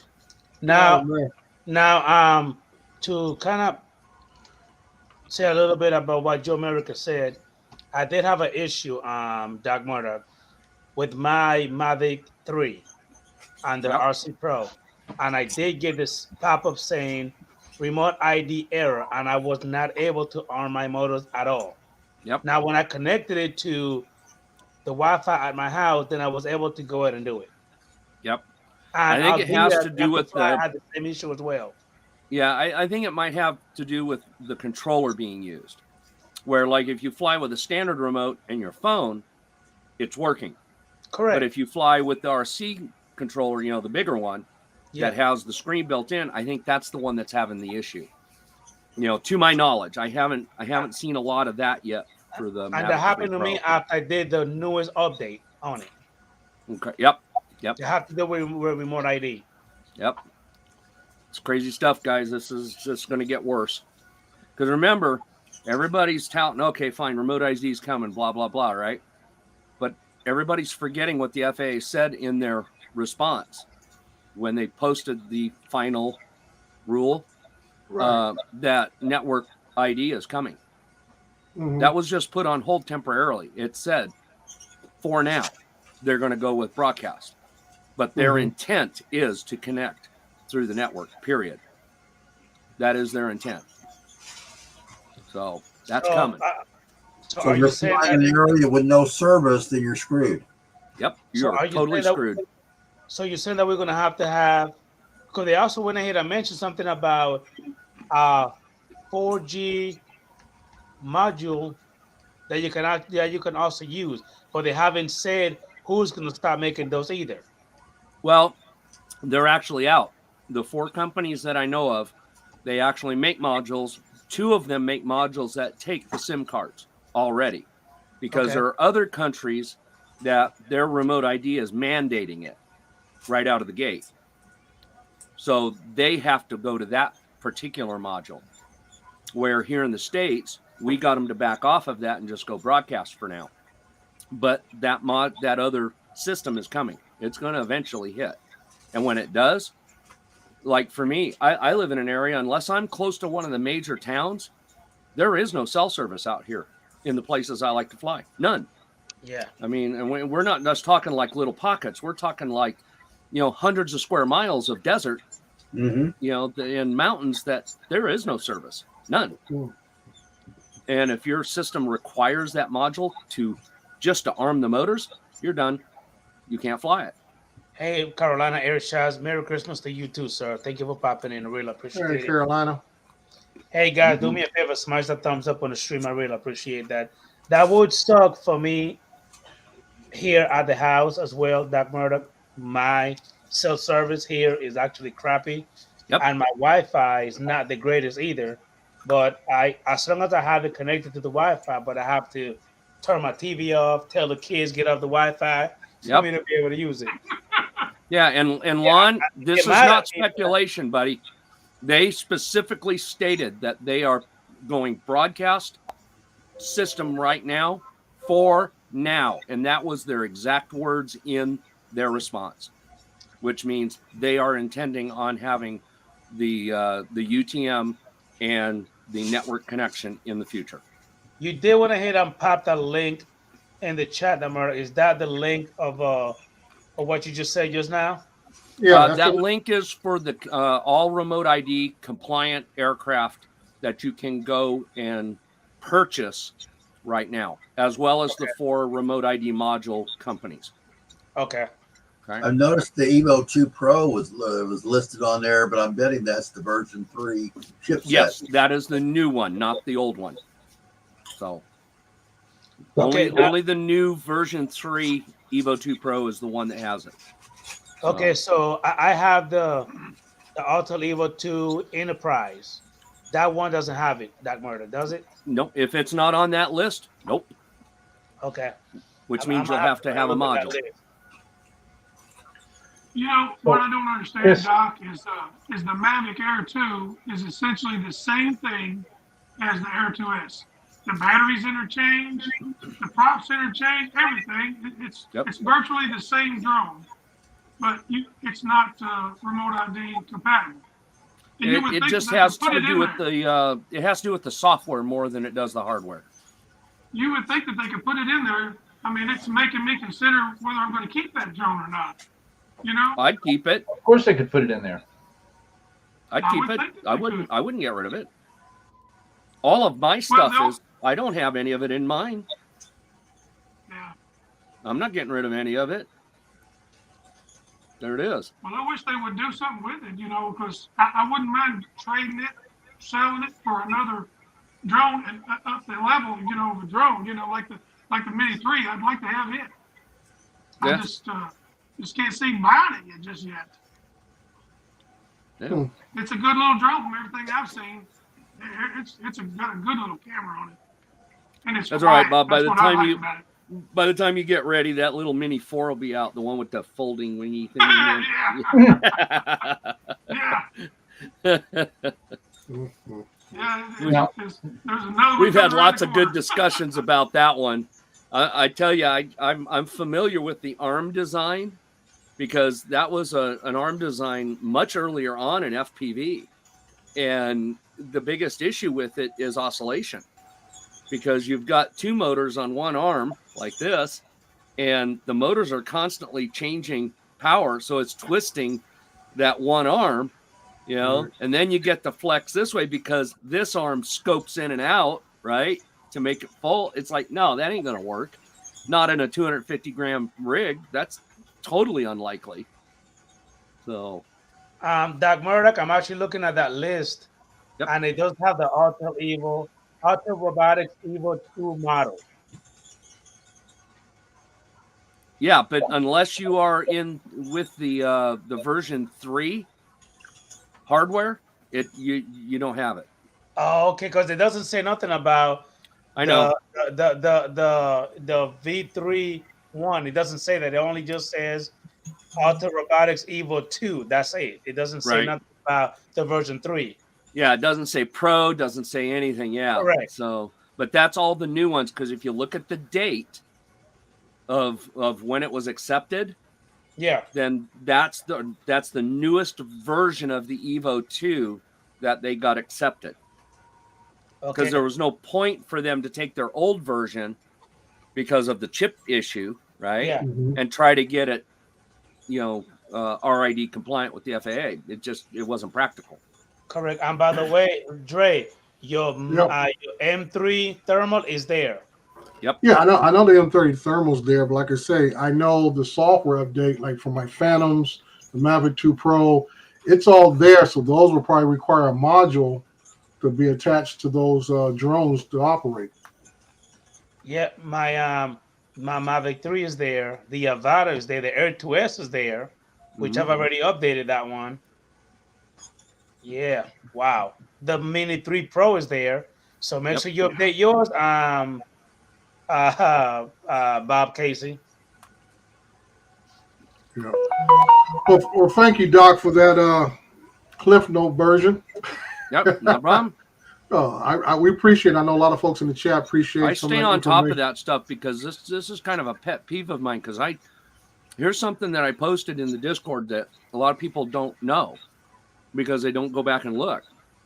When the FAA brought out ADS-B for manned aviation, right? Mhm. FAA gave the manned aviation industry 10 freaking full years to become compliant. 10 years. Yeah. There is no way there is as many manned aircraft out here, in the States as there are drones of Right. anything in the States. And they only gave us, I'd have to go look it up real quick. I figured it out. Let me see. I'll bring it up real quick. Because that was a neat little tidbit when I did the math. Hey, Bob Casey, have you updated your drone to the latest update, the Air 2S? Yeah, here we go. Not going to. It's flying too good right. for me to do the update just yet. Here you go. I'll FAA wait. gave the unmanned aviation industry as a whole. That means manufacturers, pilots, everybody, right? Hey, Doc Murdoch, do me a favor. Can you share that so I could go to put it through for everybody to see? It'd be kind of hard to because I just got the Discord open. Oh, okay. Yeah. I could, no, I couldn't even copy and paste it because it's too long. Yeah, go ahead, Doc. Just go ahead and tell us what it says. But yeah, FAA gave the manned aviation industry 10 whole years to become compliant. Manufacturers, aircraft owners, and mechanics, right? Because they had to figure out how to manufacture the part, then they had to figure out how to get it accepted by the FAA, then the mechanics had to know how to install it and all that, right? 10 years.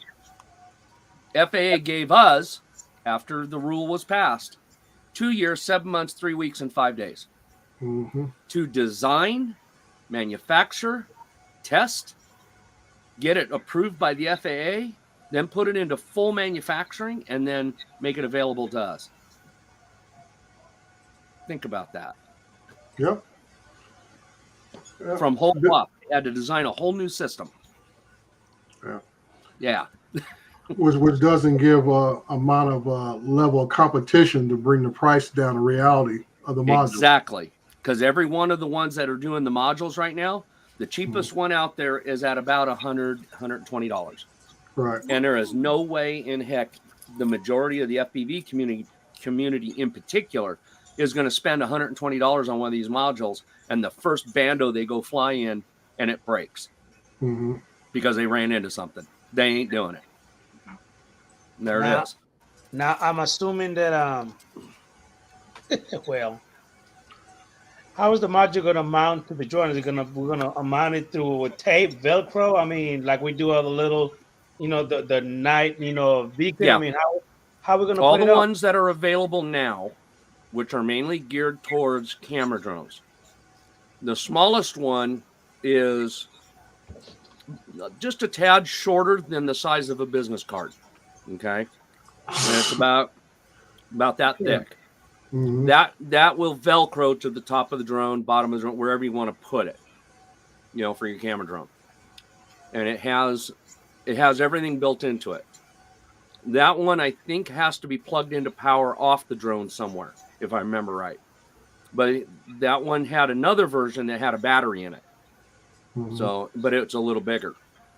And then the biggest one, God dang, man, that thing's like, that thing's the size of a hockey puck, square. It's like this big, right? And it's got its own battery, its own GPS, its own everything all in it. And that, you ain't sticking that on an Air 2S, right? What's the weight that of thing's designed to go on top of, one of these octocopters, that they use for the commercial movie shoot. That's what that one's for. So the average consumer is still kind of not real well serviced at the moment. Everybody that's making these things is gearing them towards the movie industry, towards the guys flying the big stuff. Yeah.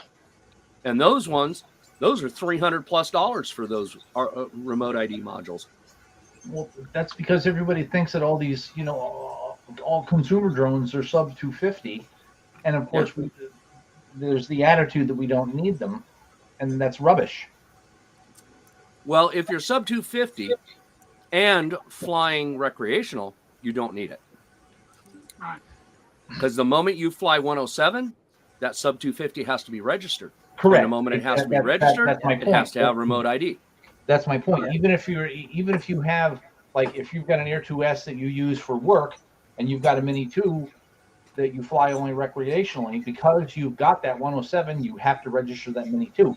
But even if you are, I mean, what's gonna happen here is because of the CBO rules and whatnot, and part of what the FAA wants to have the CBOs do is require navigational lights for nighttime. And of course, if you're smart, you've got navigational lights on your drone even in broad daylight because of the size of the drone, which instantly puts it up over 250, which means that then you've got to strap another 12 to 30 grams on top of a Mini 2. That is exactly I'm hot right. Let me because I own a Mini 2 and I want to make money with my Mini 2, and I know that it's possible, but they're gonna jerk me around for, not only all you need to get the 107, but then another $100 to $200 investment in my drone. And even if I wanted it, even if I didn't want to, because of the CBO rules and because of a personal preference, I like to fly with those little skis on it, the little landing legs to keep it up off the deck because I take off from my deck. It's it's ridiculous. Here, I just posted a link to the FAA's website for the CBO rules. There is currently, let me look at my post here. There's currently 3 CBOs that are FAA approved right now. One of them is AMA, which has the most stringent rules. And then there's, the FPV Coalition, Freedom Coalition, and then one other. And I think that's Flight Test, if I remember right, just off the top of my head. The FPV Freedom Coalition's regulation, rules, CBO rules, are the most lenient, which are the ones, if you want to, because you have to declare it. If an officer comes up and says, "Hey, where's your license? Where's this? Where's that?" Right? All you have to do is say, "I'm flying under their regulations." There's that CBO's umbrella. And that's all you got to say. If they want to look it up, they can look it up. Okay. But yeah, that one's got the least stringent rules on everything. Like AMAs, they even went so far as to say if you're racing FPV, you can only use a 4S battery. You can't use a 5S or a 6S. What? That's a no-no. So Yeah. they also regulating that too then. From within the CBO. So that's why it's nice to have more than one. So now we can go and cherry pick which one works best with our stuff. Now, Chris, And Lon, no, a CBO, to be a CBO, you gotta, man, it takes a whole bunch to get that started. I mean, flight test took like 2 years to get that up and running to where it worked well enough that the FAA would recognize them. So, yeah. Now, yeah, Chris, the AMA are a bunch of, yeah, they are. Because they do not have the drone industry's, interest in mind at all. As far as AMA is concerned, for the most part, they are large helicopter and fixed wing. That's their bread and butter. That is true, Doc Murdoch. I used to be part of one, and I literally had to go. I just pretty much left. I had a whole bunch of guys and girls just yelling at me because I wanted to fly my drone there, and they told me I'm not allowed to. Yep. Period. And here's why. Now, it's not illegal for you to overfly their park, but you can't take off from their park. Do you know why? It's privately owned. Yeah. Every one of those clubs is a private entity, and they can set their own rules. It is not public. And I flew at one down in Houston, Texas. It was an AMA field, the Bayou City Flyers Club. Nice bunch of folks. Big sign when you walk in saying no visitors allowed unless you're a guest of a member, and you or you could be an AMA if you were an AMA member and you had insurance to prove that you had insurance. You can walk in and fly without being a member of the club, but you had to be able to show a club member that you were an AMA member, had your AMA card. That's right. So I was allowed in as a guest of one of the members, but I couldn't fly. All I could do was, take my GoPro and do it. I made some videos with the GoPro. Yeah, each one of the clubs are a private entity. Okay, even though they're umbrella, they're AMA, but that's just the big overall picture of the regulations and how they're organized. But each club, each flying site is a separate entity, and they make the rules for themselves. And most of them are on usually they're on some form of private property, which gives them the right to say, nope, can't take off here. So that's it. So it's like I got to fly with Mel, with Mel 400 AGL. I got to go fly with him at their AMA field. But it literally was just him and I there. There was nobody else there. Had anybody else been there, they probably would have told us no. What's the best way to find a good CBO? I mean, what's the best way to go about that? Just go to the click on the link that I put up there for the that last one. Adrian, can you pop it up on the screen real quick? Sure. Let me bring it up, Doc Murdoch. Yeah. Yep, that one. You just click on that link. It'll open up the FAA's website for the CBOs, and there's 3 listed. And then you can click on any one of them and go read the regulations. And the regulations are all downloadable. They're in PDF form. I strongly recommend just downloading it into your phone that you always have with you. That way, if anybody ever asks, you can say, nope, I'm under these rules. Click, here they are. So all you have to do is just pick one of these, and you can say I'm flying under this CBO's rules. That is correct. That is all that's required. And they have to be free. I think the rules said that they can't charge you for using their rules. You just have to say, I'm using their rules. That is correct.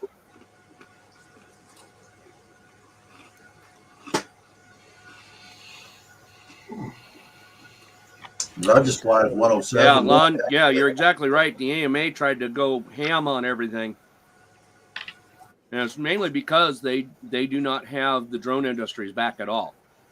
You know, They basically want to hamstring the drone industry to stay out of their stuff. You know, and that is the absolute truth. You know, I have personally run into this already. So it's just fine. So we'll fly under, Freedom Coalition. Freedom Coalition is specifically for FPV. So I don't know where the heck you've been, Doc Murdo, but you need to come on the show quite often because you have a lot of news that I wasn't even aware of. I try.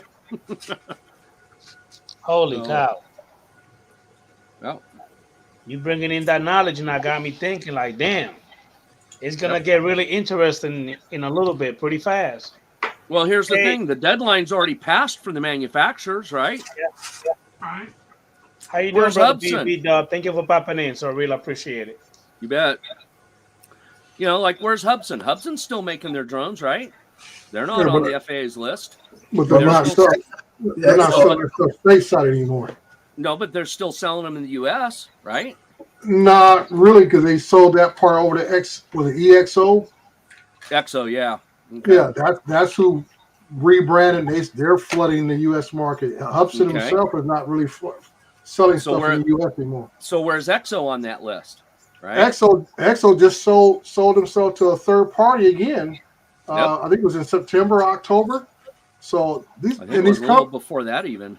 It might have been before that. I know the little young kid that was dancing around for a hot minute over the summer. Oh yeah. Charlie. Yeah, whoever he was. Yeah, Ken Dono even mentioned that. That was Charlie. Yeah, and like I said, since he had it, now it's been sold to some other group, which I don't even think they're even American. I think they're another company from a company out of another country who's just selling their existing stock that is still available because they're flooding Facebook and other places like crazy, trying to sell it with every inventory they have because EXO has no support. Yep. Well, here's another one. How about FEMI? FEMI is still selling their drones. Yeah. Yep. And they just came and up they're with not a on the list either. 2022.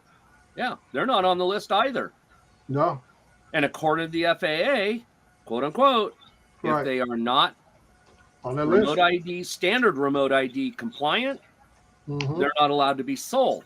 But here's what everybody forgets about that. The FAA is a regulatory agency. They're not an enforcement. And they cannot dictate to commerce what you can and cannot buy. Only the Commerce Department can do that. So there's that little tidbit. Yeah, well, like anything else, it's just like with when we have aircraft crashes. The FAA doesn't do the investigation; they turn it over to the NTSB. That's correct. And that's what I'm saying. I believe the FAA is going to turn this partly over to the FCC and over to the whatever controls consumer level stuff, and they're going to let them be the bad guys as far as enforcement. Yeah, well, here's the thing. The FCC is a regulatory agency also. It has no enforcement. Other than it can pull your FCC license. That's the only thing it can do. Just like the FAA. The FAA can pull your FAA license. Right. That's all it can do. But to come out in a regulation and say that XYZ can't be sold in the United States without this X device, well, they have no way to enforce that because that part of selling comes under the Commerce Department's purview. They're the ones that have to go out and say, well, this product cannot be imported, manufactured, or sold in the United States unless it meets XYZ. Right. They're the only ones that can say that. Right. And I'm sure they're gonna handshake it off to one of these agencies. It could be even customs or whatever. Whoever does enforcement and stuff, they'll hand it over to them and they'll stop it at the ports to seize it or whatever else. Yeah, hey, that's what they have to do. How you doing, buddy? Yeah. Thank you for popping in. Now, to answer you, Mark White, I think I've seen Potensic on the list of I thought I saw it on there too. Yeah. Yeah. And Lon, what do you mean? What license are you talking about, Ron? Or Lon? What license? So that'd be interesting to find out what license he's talking We're about. probably talking about the FCC licensing. Oh, might be. Okay, yeah, FCC. Yeah, they won't give the license out to the drone companies that don't comply. That's correct. That they could do. But that still does not stop the company from still selling it in the United States. Again, the FCC can't stop them from selling it. I can buy stuff that's not FCC compliant all day long. It's just a matter of who has the authority to stop the sale of this, and that is the Commerce Department. Right. So, well, like anything else, if you're talking with legitimate businesses, they're not going to import stuff that can't regularly be sold in the United States, because they're not going to want to risk the fact of having their property seized. That's correct. So it's a lose-lose deal if they're caught in the act. Yep. So that's where it's all going to come down to, and it's still to be seen what's going to happen with all that. Yeah, I didn't see that brand on the list. Potenza. I didn't see that. Potenzic. I didn't see him on the list. I just went through it. No, I was just about to correct myself, Dre. That is true. I did not see it there either. Yeah. I did not see Hobson nor. Yeah, I knew Hobson. Yeah, I knew Hubson wasn't going to be. Hubson, once they went that EXO thing, Hubson abandoned U.S. market. Yeah, they were done. They were done at that point. I bet Polystone won't be on there. Now, hey, actually, to answer Chris Washford, will you be able to answer that for him? Sub 250 recreational will have to follow CBO. Yes. It does not matter whether you are sub 250 or above sub 2 or above 250. You still have to declare a CBO that you are flying under, because that's required across the board. So the other thing that's interesting is about the the trust test. You know, some say that you have to have the trust test as well as your 107, but if you read the regulations, it does not say that. If you have your Part 107, the trust test is not required, because the Part 107 test is a higher level of requirement and testing. Right. So it supersedes the trust. The trust is mainly for people that are flying recreationally. The moment you take your 107, you don't ever have to worry about that trust thing ever again. You know, as long as you're flying under it, that's the key. Okay. Yeah. I did it just for the heck of it. Yeah. It took me like less than 15 minutes. Well, the thing is for me, now that I have my 107, I'm not going to go take that trust test. I have no need to, because anything I do, whether I fly for myself or for Part 107 specifically, I'm getting paid to. Anything that I am recording, and this is where the gray area is with the FCC or with the FAA, is that if you post it on YouTube in particular and you're monetized, that's 107. But wait a minute. I thought, Doc Murdoch, that no matter if you fly recreational or Part 107, you still have to have your trust regardless. No, your Part 107 supersedes it. Correct. I did it just so I would know what was in the test. Again, to my understanding from what I've been hearing this whole time, I thought no matter what, if you're recreational Part 107, you still have to have it regardless. No. See, it comes. It's just like your full-size manned pilot's license, right? If you have a commercial pilot's license, it supersedes a private pilot's license. Right. Because a private pilot's license only lets you do certain things. So once you get certificated as a commercial pilot, whether you're flying for yourself or not, you're still flying under your commercial license. I hear. Yeah, that's just it. Now it's the same number. You know, like my pilot's license. Mine's a private pilot's license. If I get my commercial rating, my license number doesn't change. It just, the rating is different now. I am a commercial. You get a higher endorsement. Correct. Right. It's the same thing with the 107. If you read all the 107 rules, it does not say anything about having to take that trust test before you can become a 107 pilot. Right. Go off in 25 minutes. But yet, if you don't have a 107, the FAA's regulations specifically say you need to take the trust test. So there you go. Okay. Hey, Supper's here.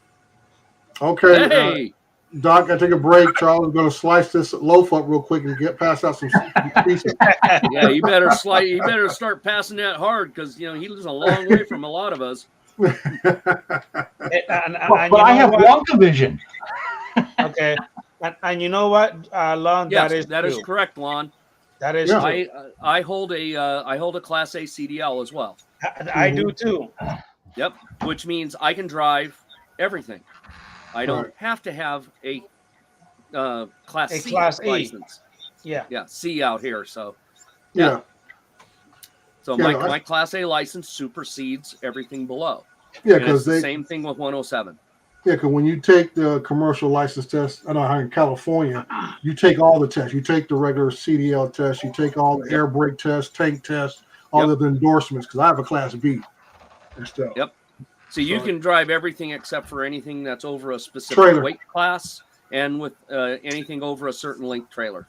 Yeah, basically, anything with a trailer, I'm not supposed to be driving. But I got tank endorsement, air brake endorsements, all the other stuff. It's just a trailer and the hazmat I don't have. Hey, brother Night Train FPV, thank you for popping in, Big Mike. Really appreciate it, sir. Hey, Chris Wedgeworth. Yeah, I have everything but the tanker, the hazardous, because when I changed my license over from California to New Mexico, they wouldn't honor the hazmat. And I was going to have to retake the hazmat test and have to go through the whole process with, Homeland Security and all that again. It's like, I ain't going to drive nothing hazmat. I got it out there just because I could. And you know what? You know what, Doc Murdoch? With me, I refuse to have any kind of hazmat as an endorsement on my CDL because I don't want to carry nothing that goes boom if it goes over. Turn over. I refuse to. Well, I just hazmat's not straight- necessarily anything that goes boom. It can be anything that's hazardous. And I understand. Yeah. Correct. I mean, it's something as simple as just pool chlorine. Right. Pool chlorine is completely safe until it mixes with certain chemicals. The funny thing is, Doc, with Adrian, who drives for refuse company, technically all waste is hazmat material. Because I cannot tell you how many refuse trucks have gone up in flames because the stuff they have in the back gets compressed by the extractor and boom. And matter of fact, now that you mentioned that, Dre, yeah, a week and a half ago, we had one of our trucks that went up in flames because somebody went ahead and threw some chemical and they mixed together and the truck just went up in flames. Right. So, I mean, technically, like you said, they're not officially carrying hazardous materials, but technically, like for me, working with the EPA and MPDS, right, my enforcement comes in as an inspector. Hazmat vehicle, I have a refuse truck vehicles are one of the biggest hazards as far as waste on the road every day. Yep. No argument there. Yeah. So. Yeah. For the city, when I was working for town of Silver City, when I first started working for the water department, the trash pickup within the city was run by the city. Right. I can't tell you how many of those trash trucks went up in flames. Right. Most of the time, it wasn't because of the trash, though. Most of the time, it was because a hydraulic line broke, sprayed on the exhaust while they were driving, caught the load on fire, and burnt the thing to the dirt. Wow. Yeah. Yeah. Well, we've had them dump loads out in the middle of the street because the load's on fire. Then we got to come up with a front loader, load it up, put it into dump trucks, and take it to the landfill. Yep. But Adrian, it's getting late. I know it's getting close to midnight there on the East Coast time. Yeah, a couple of hours, huh? Yeah. So we're over our 2-hour limit. So, hey, Doc, appreciate you stepping in. You provided some very key and vital information. Charles, you got something? Yeah, I just got a quick question. I just want to backtrack just to make sure I understood properly something that Doc has said. Earlier, you mentioned about a SIM card and a drone. So does that mean I would have to open up a separate phone line just for the drone? Yep. When that gets implemented in the United States and it becomes network connected, yes, you will have to have some form. If you're running a module, mind you, okay? If you're running the module, it will have to have the SIM card in there and it'll have to be on a separate line. Well, what are they going to do with the drone itself? Or if you've got RD compliant drone, what is it going to connect to the network through my phone or something? Yes. Yeah, that's how it will do it. Because all of your camera drones use some form of phone or communication device, right? To use as its video part and the connection to the remote ID service. So what'll happen with those is other than like Adrian's, RC Pro, right? Mm-hmm. Other than those type, the regular controllers use a phone. So the phone acts as your connection to the network. On the RC Pro, I don't think it connects to any cell network. Is that right, Adrian? Yes, sir. Okay, so when that comes into play, all of the RC Pros will either have to be retrofitted, which is unlikely, or you will then have to use a module that is network compliant, because then that'll be the requirement. So then all of these RID compliant camera drones that are out now will then have to shut that system down and actually carry a module that it has the SIM card in it. Because that's the next phase. Do you remember when they first proposed this? They said, "Oh, we think it'll cost like $5 per module," and they had all these totally unrealistic prices. Yeah, all the modules right now are 100 plus and up. Right. So, yeah, Lon, I think that's right. I think that was the thing about DJI at the time. They couldn't get clearance to use the LTE system, in the United States for some reason. I don't remember what the reason was. I thought I just read that it got approved within the last 3 or 4 months. I could be mistaken. As far as the LTE stuff? Yeah, because I know I have the M30T that has that slot for the LTE module, and now I believe I read it has been approved now. Okay, I could be wrong. We'll have to dig into that. So because that's like I said, that's the next step. Right. The FAA, that is their goal, is that everybody's going to be hooked to the network. So, okay, Adrian, Lee, you got anything? Nope. Merry Christmas. I just put a bunch more videos. I just hit 1,300 subscribers today. Hey, good for you. All right. Great job. So, Congrats. it's somebody from the Lisa from the South Texas, Florida, or South Florida Dromeda. I can say South Texas. South Florida. She subscribed. Cassie, I can't pronounce her name. Florida. I know you're talking about. Right. Yeah. All right. Good deal, Mr. Bob Casey. You got anything for us? Do you have anything to say, sir? I got one question, Doc. If on these CBOs, get back to yes. that. Do you have to register with these CBOs? No, you do not. You don't. Nope. All you have to do is declare to the authority, whoever's asking, which CBO you are operating under. Yeah, enough to know. So that's all you got to do. It'd probably be a good idea to have their rules printed out and with you at all times. Not so much printed out, but because if you go on the FAA website, it's on a PDF.